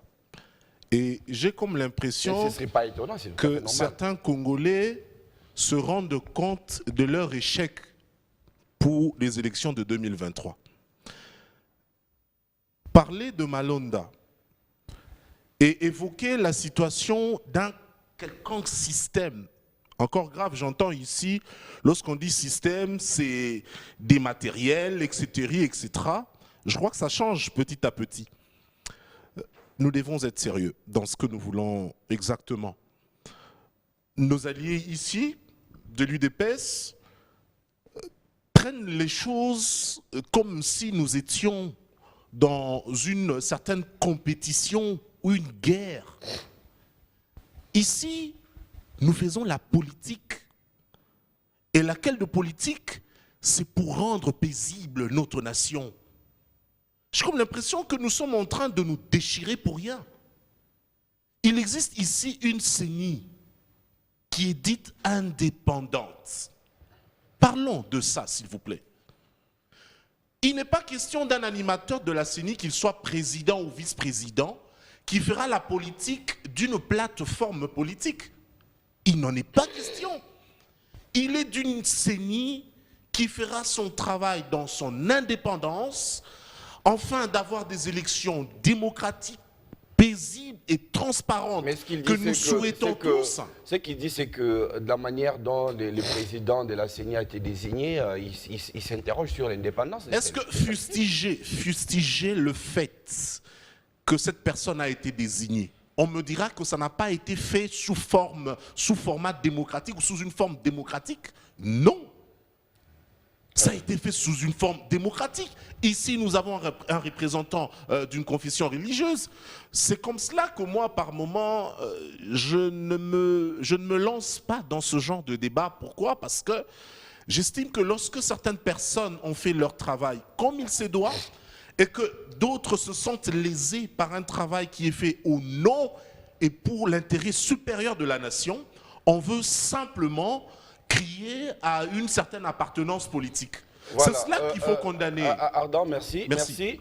Il y a eu précipitation dans le choix du président de la CENI, alors que les systèmes, que la CENI est un système qui ne fait que générer des élections chaotiques qui risquent de déboucher sur, qui risquent d'accélérer le morcellement du pays. Voilà, effectivement, c'est cette crainte-là que nous avons pour dire que ceux qui sont en train de multiplier des actions de contestation et d'agitation autour de la personnalité ou autour de la désignation de Ronsard Malonda ont des agendas cachés. Je n'arrive pas à comprendre comment on peut évoquer de la balkanisation d'un coup comme ça, parce que tout simplement on doit désigner quelqu'un qui doit aller présider la CENI. Ça, c'est un élément. Le deuxième élément, je pense, avant de revenir sur ça, il faut prendre en compte 3 considérations majeures sur cette question du processus électoral ou de la CENI. La première considération qu'il faut prendre, c'est que l'actuelle équipe de la CENI est déjà hors mandat depuis juin 2019. Oui, donc, précipitation. Il y a déjà une année. Il n'y a pas de précipitation, John. Donc, une année déjà que les gens sont en train de glisser. Et vous savez que l'état des droits, c'est aussi le respect des textes. Et donc, ceux qui sont en train de cautionner la non-désignation ou la non-installation de l'équipe actuelle, ils sont en train de vouloir aller dans l'illégalité parce que les gens ont terminé leur mandat il y a une année. Et il n'y a aucun mécanisme de renouvellement des membres de la CENI pour passer à un deuxième mandat. Et donc, on est en retard. L'équipe Nanga devrait partir déjà il y a une année. Et maintenant, quoi de normal que de vouloir revenir au mécanisme pour pouvoir régulariser cette situation? Ça, il faut noter. Le deuxième élément, j'aimerais mon frère et compatriote Pati Katanga puisse le savoir. En RDC, le cycle électoral que nous avons, il est de 5 ans. Et nous voulons... Oui. Et ça, c'est au niveau des mandats. Oui. Maintenant, nous, on veut retenir la régularité de ces cycles-là. Le cycle électoral de 5 ans. Il nous reste 3 ans. Et vous savez bien, Pati, parce que vous êtes un homme politique, vous avez déjà plusieurs fois participé à des activités électorales. Pour qu'on puisse avoir de bonnes élections, il faut les préparer bien avant. Je prends le courage de dire que je mets ma tête à couper. Si on n'installe pas l'équipe de la CENI actuellement, on n'aura pas les élections en 2023. Mais j'ai entendu quelqu'un dire qu'il va falloir que... Non, laisse-moi y arriver. Allez-y, vous n'avez que 2 minutes. Même en une seconde... C'est du chantage. Même en une seconde... C'est du chantage. Même en une seconde... Dans les yeux, je dis c'est du chantage. Les aspects techniques, quand vous prenez tout ce qu'il faut faire comme étape avant... Les élections, c'est une matière d'entonnoir. Il faut les préparer bien avant pour que les jours de lire, nous, ça va chuter. On puisse y arriver. Donc, ça, c'est un élément qu'il faut souligner. Le troisième élément qu'il faut souligner, on est dans le respect des textes. Les institutions qui ont déjà été installées, issues des scrutins combinés, les 3 scrutins combinés, ont déjà fait 2 ans. Tandis qu'il fallait déjà mettre en place le mécanisme pour des élections locales, municipales, urbaines. Mais on n'y est pas encore. Donc, vous voyez, donc, le processus est à mort. Il faut les relancer. Et la bonne manière, je le souligne bien, en regardant la caméra, si pas la seule voie royale, pour pouvoir relancer le processus électoral, c'est d'abord mettre sur pied une nouvelle équipe de la CENI. Et cette équipe-là aura en priorité de dresser un tableau sur le plan des priorités techniques, sur le plan des priorités organisationnelles, sur le plan des priorités juridiques, sur le plan des priorités légales également et politiques. Et c'est à ce moment-là qu'on va soumettre pour maintenant dire voilà la réalité qu'il y a ici maintenant, nous devons maintenant passer aux réformes. Et ce n'est pas nécessairement parce qu'on ne peut pas oublier l'histoire. On peut installer l'équipe actuelle, mais ce n'est pas cette équipe qui va programmer les élections de 2023. Nous en avions eu avec l'équipe Mulunda et tout ça. Donc, si les réformes viennent, on va prendre ça en considération. Mais l'état des droits actuellement, c'est d'appliquer les textes tels qu'ils sont. Et ces textes-là prévoient que les confessions religieuses doivent désigner les organisations d'éducation civique et électorale, les femmes et les partis politiques. En vigueur actuellement. Et enfin, sur ce chapitre, l'Assemblée nationale, conformément à l'article 12, à l'alinéa D, ne fera qu'entériner les désignations des membres. Voilà, Idriss Katenga, pour qu'on rentre finalement de plein pied dans ces réformes. Il y a précipitation, il y a cycle électoraux chaotique. Je voudrais peut-être que vous prononciez sur la précipitation dans les choix, parce que ça, c'est ce qui vous revient. Pour ce qui est des cycles électoraux, bon, je crois que Dieudonné a parlé. Comment est-il que vous vous soyez précipité à désigner le président de la CENI alors qu'il y avait d'autres préalables? Merci John. Permettez-moi d'abord de marquer mon parfait accord avec mon compatriote Pati pour la dernière analyse qu'il vient donner de la situation. Parce que nous, comme je vous ai dit, nous voulons bien des plateaux comme ça, parce que ça nous permet de construire les consensus autour des grandes questions d'intérêt national. Pati a dit qu'au truchement des élections, nous pouvons faire l'élit de la balkanisation de notre pays. Je l'appuie. Je suis sûr qu'il sait de quoi il parle. Parce que moi aussi, je sais pourquoi je l'appuie. Je vais vous raconter quelque chose. Vous savez, le cardinal... Vous avez 2 minutes, vous savez. Oui, mais c'est très important ce que je dis. le cardinal Fridolin Ambongo est parti à l'Est, il revient, il dit attention, la balkanisation est en marche. C'est quelque chose de vrai. Un évêque de l'Est est parti en Allemagne, il est revenu, il a dit attention. J'étais autour d'une table où on parlait de la balkanisation.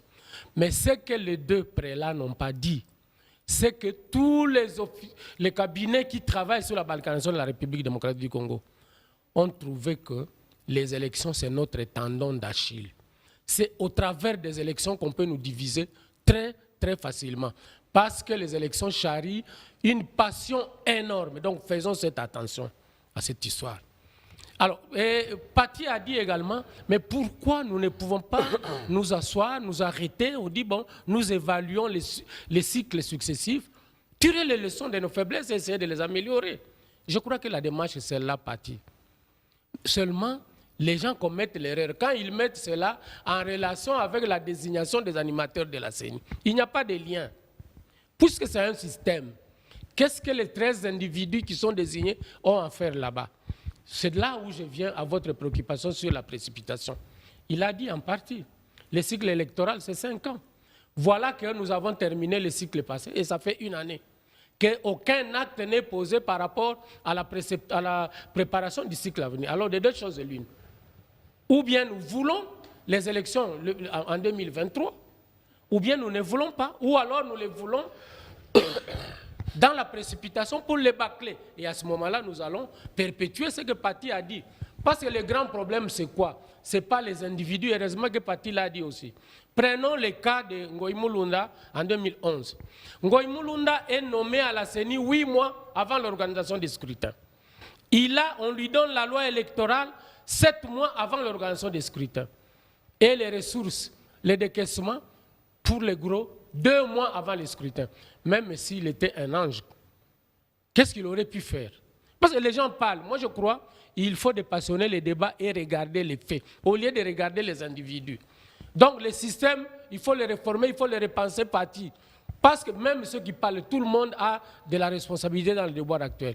C'est pour cela que nous disons, Ronsard étant un grand expert, parce qu'il a l'avantage de voir comment ça se passe ailleurs.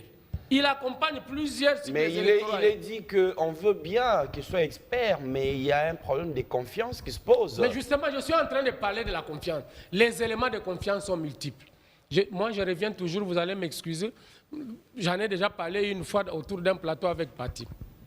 D'abord, le fait que... Ah, donc vous vous connaissez là? Oui. Ah, ok. D'abord, le fait que notre CENI, notre commission, c'est 13 personnes qui viennent des horizons différents. C'est déjà un pas. Mais il y a des pays où toute la composition est désignée par le seul chef de l'État. Il y a même des pays au monde où la commission électorale se résume en une personne.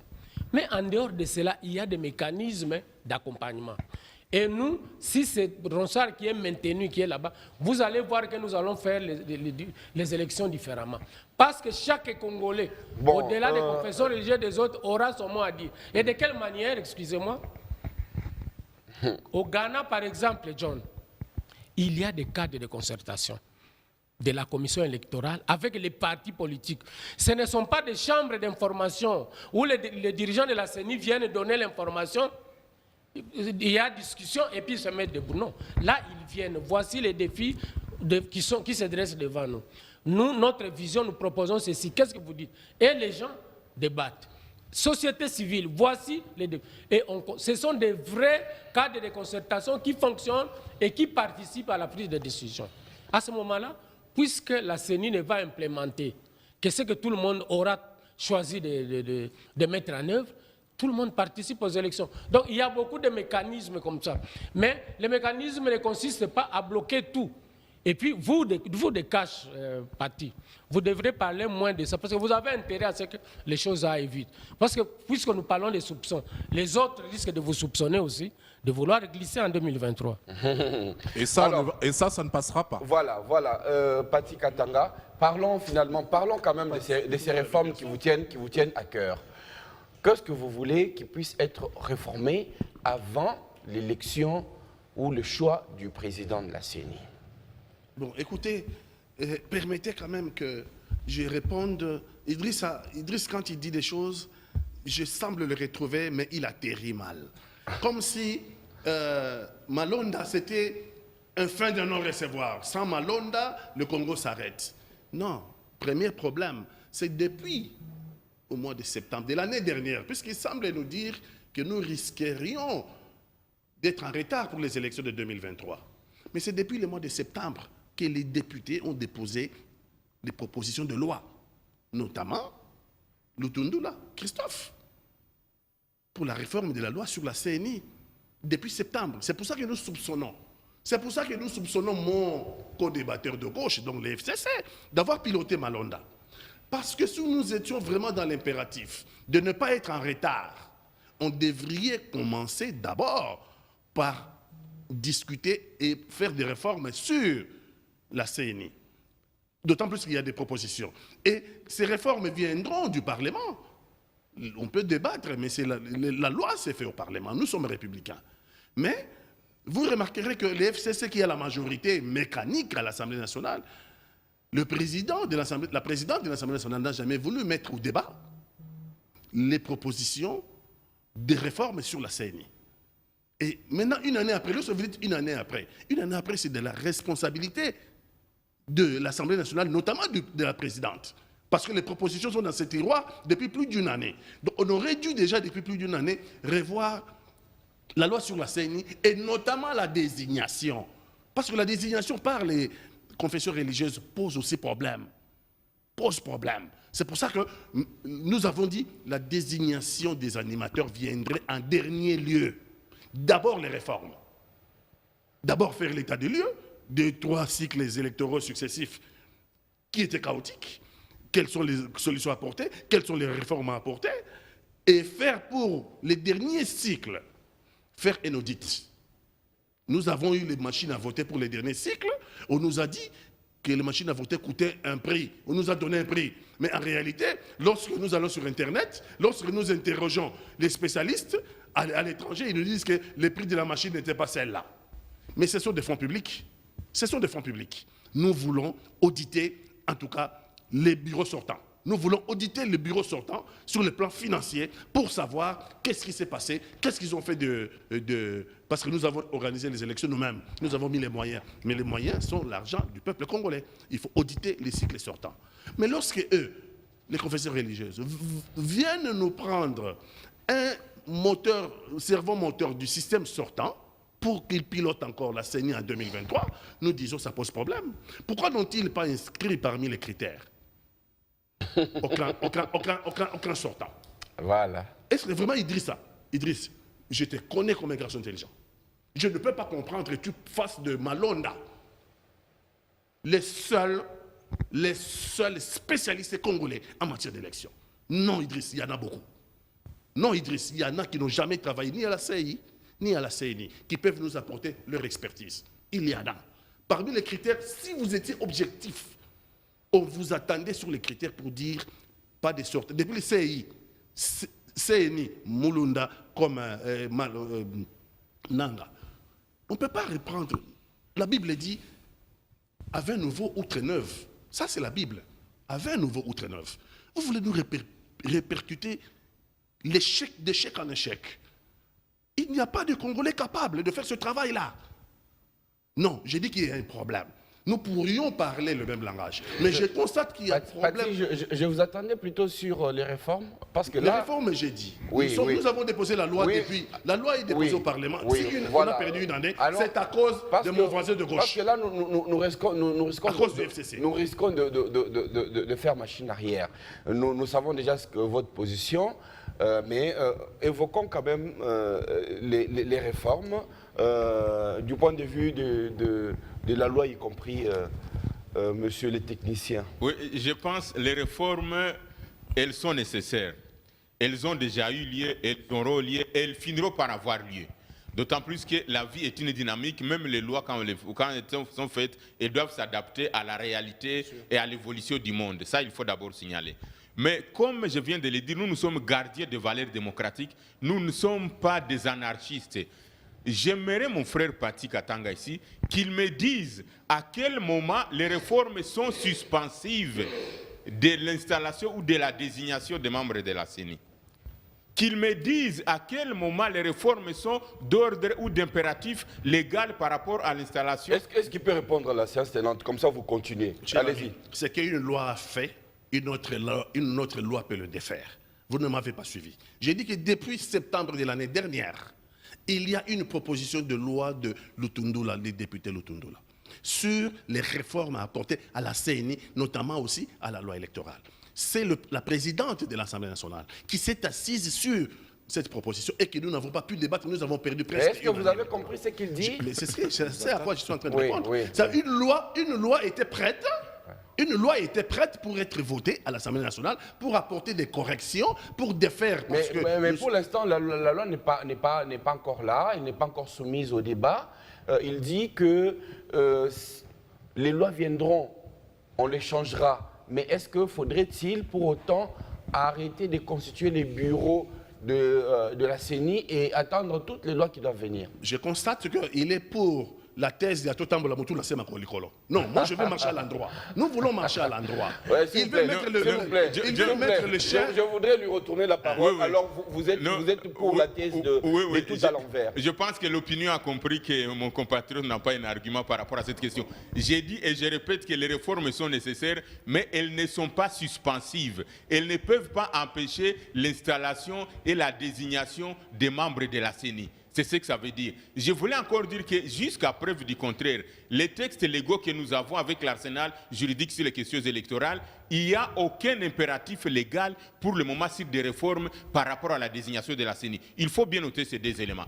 Maintenant, parlant des réformes en elles-mêmes, les gens parlent des réformes comme si c'était quelque chose, c'est un mot français bien sûr, mais c'est un mot technique. Qu'est-ce qu'il faut réformer? Qu'est-ce qu'il faut réformer? Effectivement, quand il parle de réforme de la loi organique, on se limite seulement à la loi organique. La loi organique de la CENI. Oui, la loi organique portant fonctionnement et organisation. Qu'est-ce qu'il y a beaucoup de choses à réformer sur le système électoral, sur la loi électorale, la constitution, la loi sur la décentralisation et autant d'autres éléments. La loi sur les partis politiques. J'aimerais informer mon frère ici. Entre autres, on n'a pas encore organisé les élections locales, municipales et urbaines, non pas seulement à cause de l'argent, mais c'est aussi à cause de la multiplicité des organes délibérants à la base. Donc, et à ce moment-là, on a plus d'organes délibérants à la base qu'on devrait les avoir pour avoir un bon système politique au niveau des entités décentralisées et déconcentrées. Il est incompréhensible qu'au niveau d'un territoire, par exemple, je donne un exemple concret, un territoire, on manque un organe délibérant, mais on puisse avoir 3-4 collectivités, chefferies ou secteurs qui ont des organes délibérants. Donc ça porte un problème de dysfonctionnement. Et pour modifier cela, il faut toucher à la loi sur la décentralisation. Et si vous touchez à la loi sur la décentralisation, il faut toucher à l'article 2 de la Constitution. Est-ce qu'on est prêt à le faire pour le moment? C'est là, voilà. Donc les gens parlent de réformes, tout simplement, on voit la loi organique. Mais également, nous sommes dans une démocratie représentative. Si les législateurs actuels décident de changer la forme de notre organe de gestion électorale, ils venaient de le dire. Ailleurs, c'est le ministère de l'Intérieur qui organise des élections. Et donc, à ce moment-là, il faut précipiter ou il faut mettre sur pied un mécanisme d'avoir les recensements. Et quand on parlait encore de recensement, si la loi sur le recensement, on nous a fait perdre une occasion en or. On ne serait plus en train de parler du fichier électoral où il faut réactualiser les nouveaux majeurs. Il faut parler. Si on avait arrangé cette question, c'est encore une fois les gens qui sont partis au palais du peuple pour empêcher que cette loi ne puisse pas avoir lieu. Mais aujourd'hui, l'histoire nous rattrape. Le recensement devient plus que nécessaire et indispensable pour avoir de bonnes élections. Mais on avait refusé cela. Voilà comment l'histoire nous rattrape. Les réformes aussi, laissez-moi vous informer. Ça veut dire aussi qu'on peut décider que le chef de l'État nomme dans son pouvoir discrétionnaire les membres de la CENI. Il peut recruter des gens venant de l'extérieur. C'est aussi la réforme. À ce moment-là, les débats des confessions religieuses, des partis politiques n'aura plus lieu, puisque ça se fait ailleurs. Il venait de vous le dire, en Inde, c'est un seul individu, une personne qui joue le rôle de la Commission électorale nationale indépendante. Ça peut être aussi ça la réforme. Quelle est la réforme qu'on veut? La réforme qu'on veut, effectivement, c'est de répondre à la volonté, c'est de satisfaire les humeurs, c'est de souscrire à la boulimie politique et partisane de certains leaders à la fois religieux et politiques. Voilà la réforme qu'on cherche. C'est ça la réforme qu'on recherche. Mais ce n'est pas ça la réforme au sens vrai du mot. Alors, je viens de vous montrer autant d'éléments. quand on parle sur... je voudrais pour les téléspectateurs que vous nous fassiez, même à la limite, une liste, j'allais dire exhaustive, mais quand même, quelles sont, s'il faut faire des réformes de manière totale, quelles sont les lois qu'il va falloir réviser?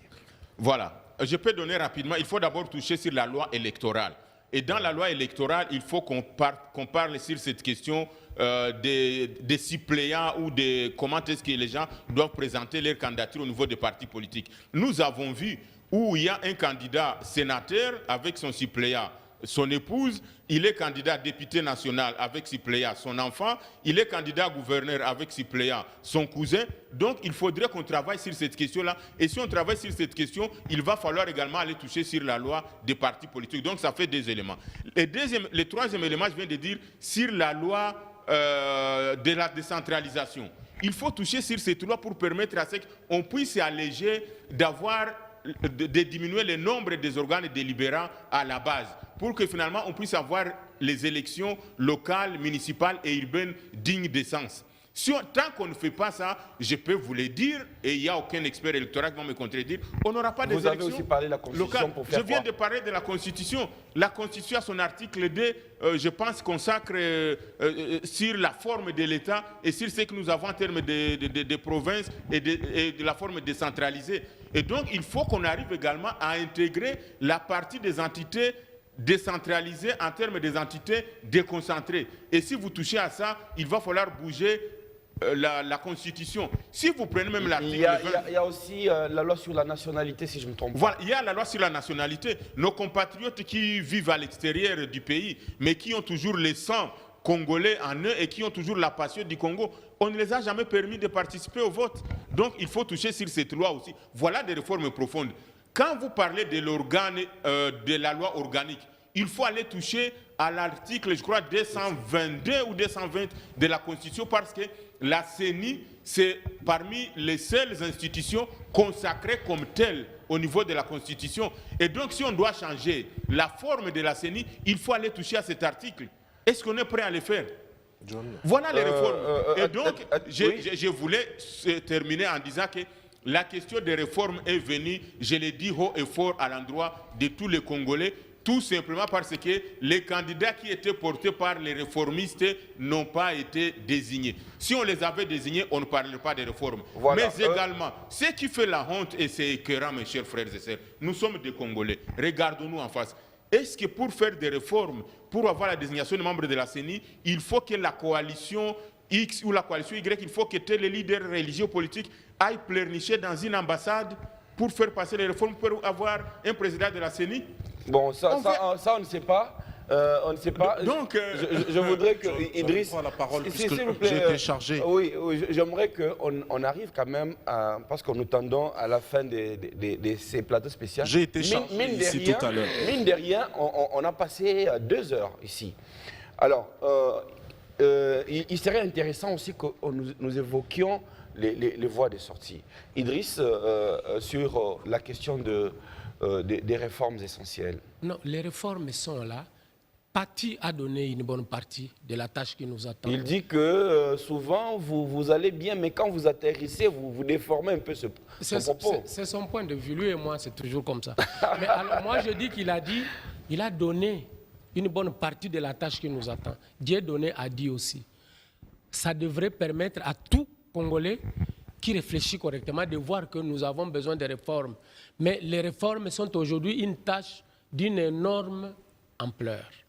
Ça, c'est très important. Et que donc, on ne peut pas suspendre la vie jusqu'à ce que nous allons terminer les réformes. Et d'ailleurs, les réformes telles qu'évoquées par les compatriotes ici ne peuvent se mener que sous forme d'un processus. Les réformes électorales, nous ne pouvons pas les terminer en une mandature. Surtout que maintenant, il ne nous reste que 2 ans. Donc, n'oubliez pas que ces mêmes réformes, si elles arrivent à une certaine période, on vous dit, non, c'est une période suspecte. Donc nous devons commencer maintenant.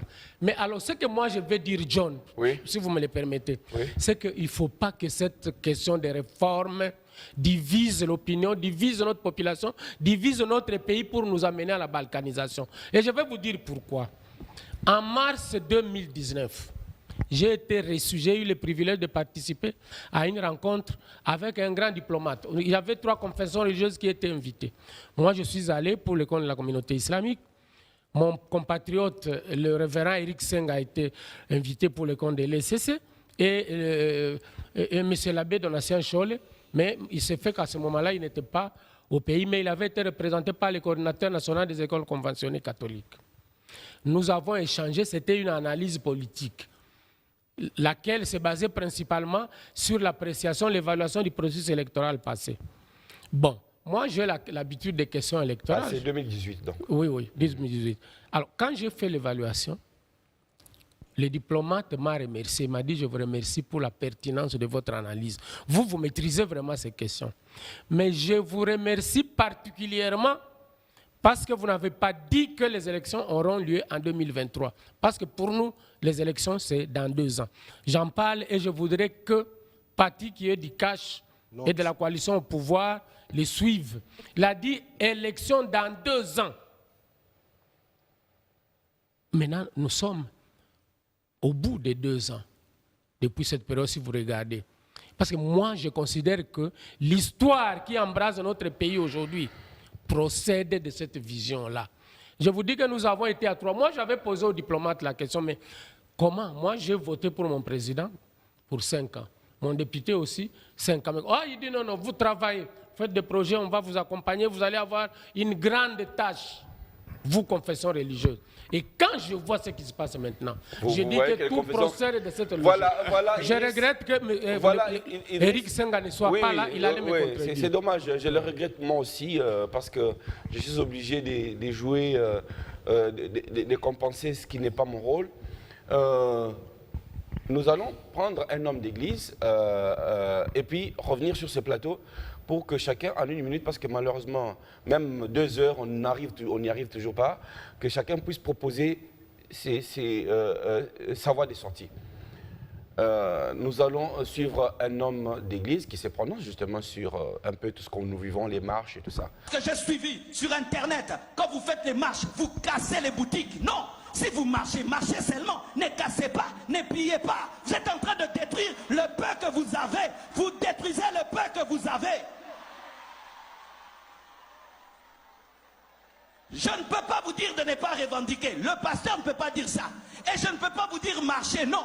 Mais c'est que je peux vous dire, n'insultez pas et ne cassez pas. N'insultez pas et ne cassez pas. Mais sachez aussi, vous pouvez changer 10 000 présidents. Mais si dans la tête vous ne changez pas, vous aurez les mêmes problèmes. Vous aurez les mêmes problèmes. Changer de président, ça ne fait rien. C'est vous qui devez changer. Vous avez déjà eu combien de présidents? Combien de coups d'État? Combien?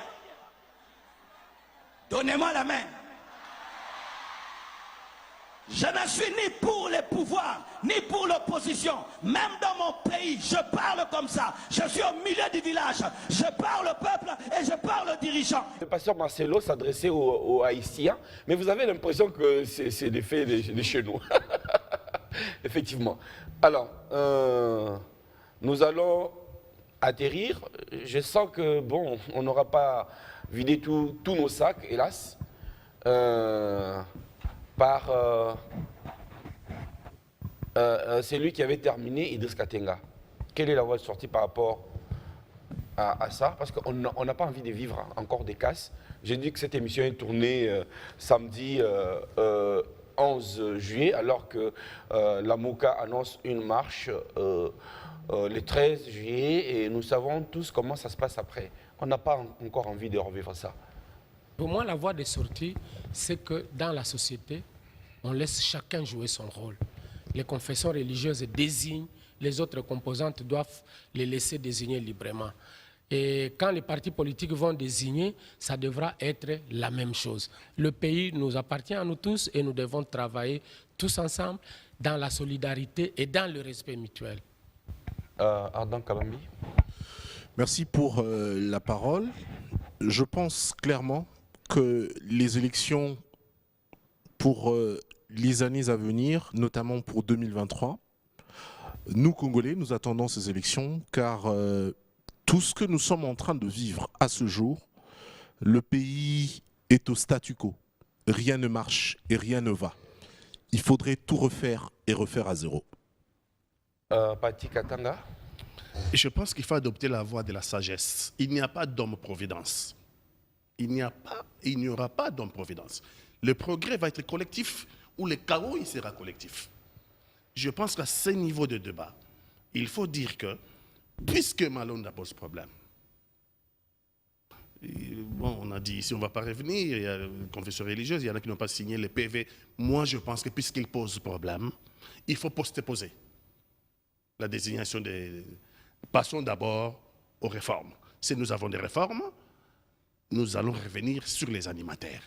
Parce que les réformes, c'est vrai, je suis d'accord avec Idrissa. Il y en a tellement qu'il faut y aller. C'est un processus. C'est un processus. Mais il y en a qui sont plus que nécessaires aujourd'hui à mettre en place. Passons par ce qui sont plus que nécessaires aujourd'hui. Le mettre en place, on peut le faire en une semaine. Et puis nous allons revenir à la désignation, puisque ça pose problème, et la désignation se fera en toute transparence. Il faut adopter la voie de la sagesse. Je pense que même dans les critères, c'est un conseil, je pense qu'à 20 nouveaux ou très neufs, je ne peux pas comprendre qu'on puisse reprendre les anciens. Ils seront toujours soupçonnés de nous amener les vieilles habitudes. Merci Pati Katanga. Dieudonné Mouchagalusha. Voilà, la voie de sortie, c'est aussi le respect de l'état des droits. C'est d'appliquer les textes dans tout ce qui doit se faire sur cette question-là. Et donc, ne pas permettre à ce que cette désignation puisse aboutir ou à ce qu'il n'y ait pas l'installation des animateurs de la CENI, on va créer un précédent fâché pour ce pays comme acteur de la société civile. Je ne peux pas souscrire à ça, à ce que les pays puissent être gérés, à ce que la désignation déjà puisse satisfaire les humeurs des individus. Et voilà, donc on risque d'aller dans une autre république que celle que nous rêvons et que celle que le chef de l'État est en train de construire. L'état de droit, c'est d'appliquer les textes comme il se doit et qu'on finalement on termine cette question et on va voir la suite. Alors, je veux revenir au pasteur Marcelo Tunassi avant de terminer, de désannoncer l'émission. Comme la régie m'indique qu'il nous reste encore 2 minutes ou 3, eh bien, on va l'écouter une bonne fois pour toutes, parce que je veux qu'il s'adresse aux marcheurs d'aujourd'hui ou de demain, qu'ils retiennent ceci pour eux. Tu marches et puis tu brûles ma voiture. Ça, c'est encore marcher. Qu'est-ce que moi je t'ai fait? Qu'est-ce que ma voiture t'a fait? Qu'est-ce que ma boutique t'a fait? Ne commettez pas l'erreur que nous on a commis au Congo. Vous savez ce que nous on a fait au Congo? On a marché comme ça et puis on a pillé. On a pillé les plus grandes entreprises. On a pillé la zone industrielle. Et notre économie a reculé x100. Et la zone industrielle aujourd'hui est devenue une zone résidentielle. Qui ont détruit nous-mêmes? Et quelle force? On pouvait voir un Congolais qui transporte lui-même un congélateur. Cette force-là que tu as pour piller, tu ne peux pas l'utiliser pour travailler. La force que tu as là pour transporter des congélateurs, tu ne peux pas l'utiliser pour travailler et développer ton pays.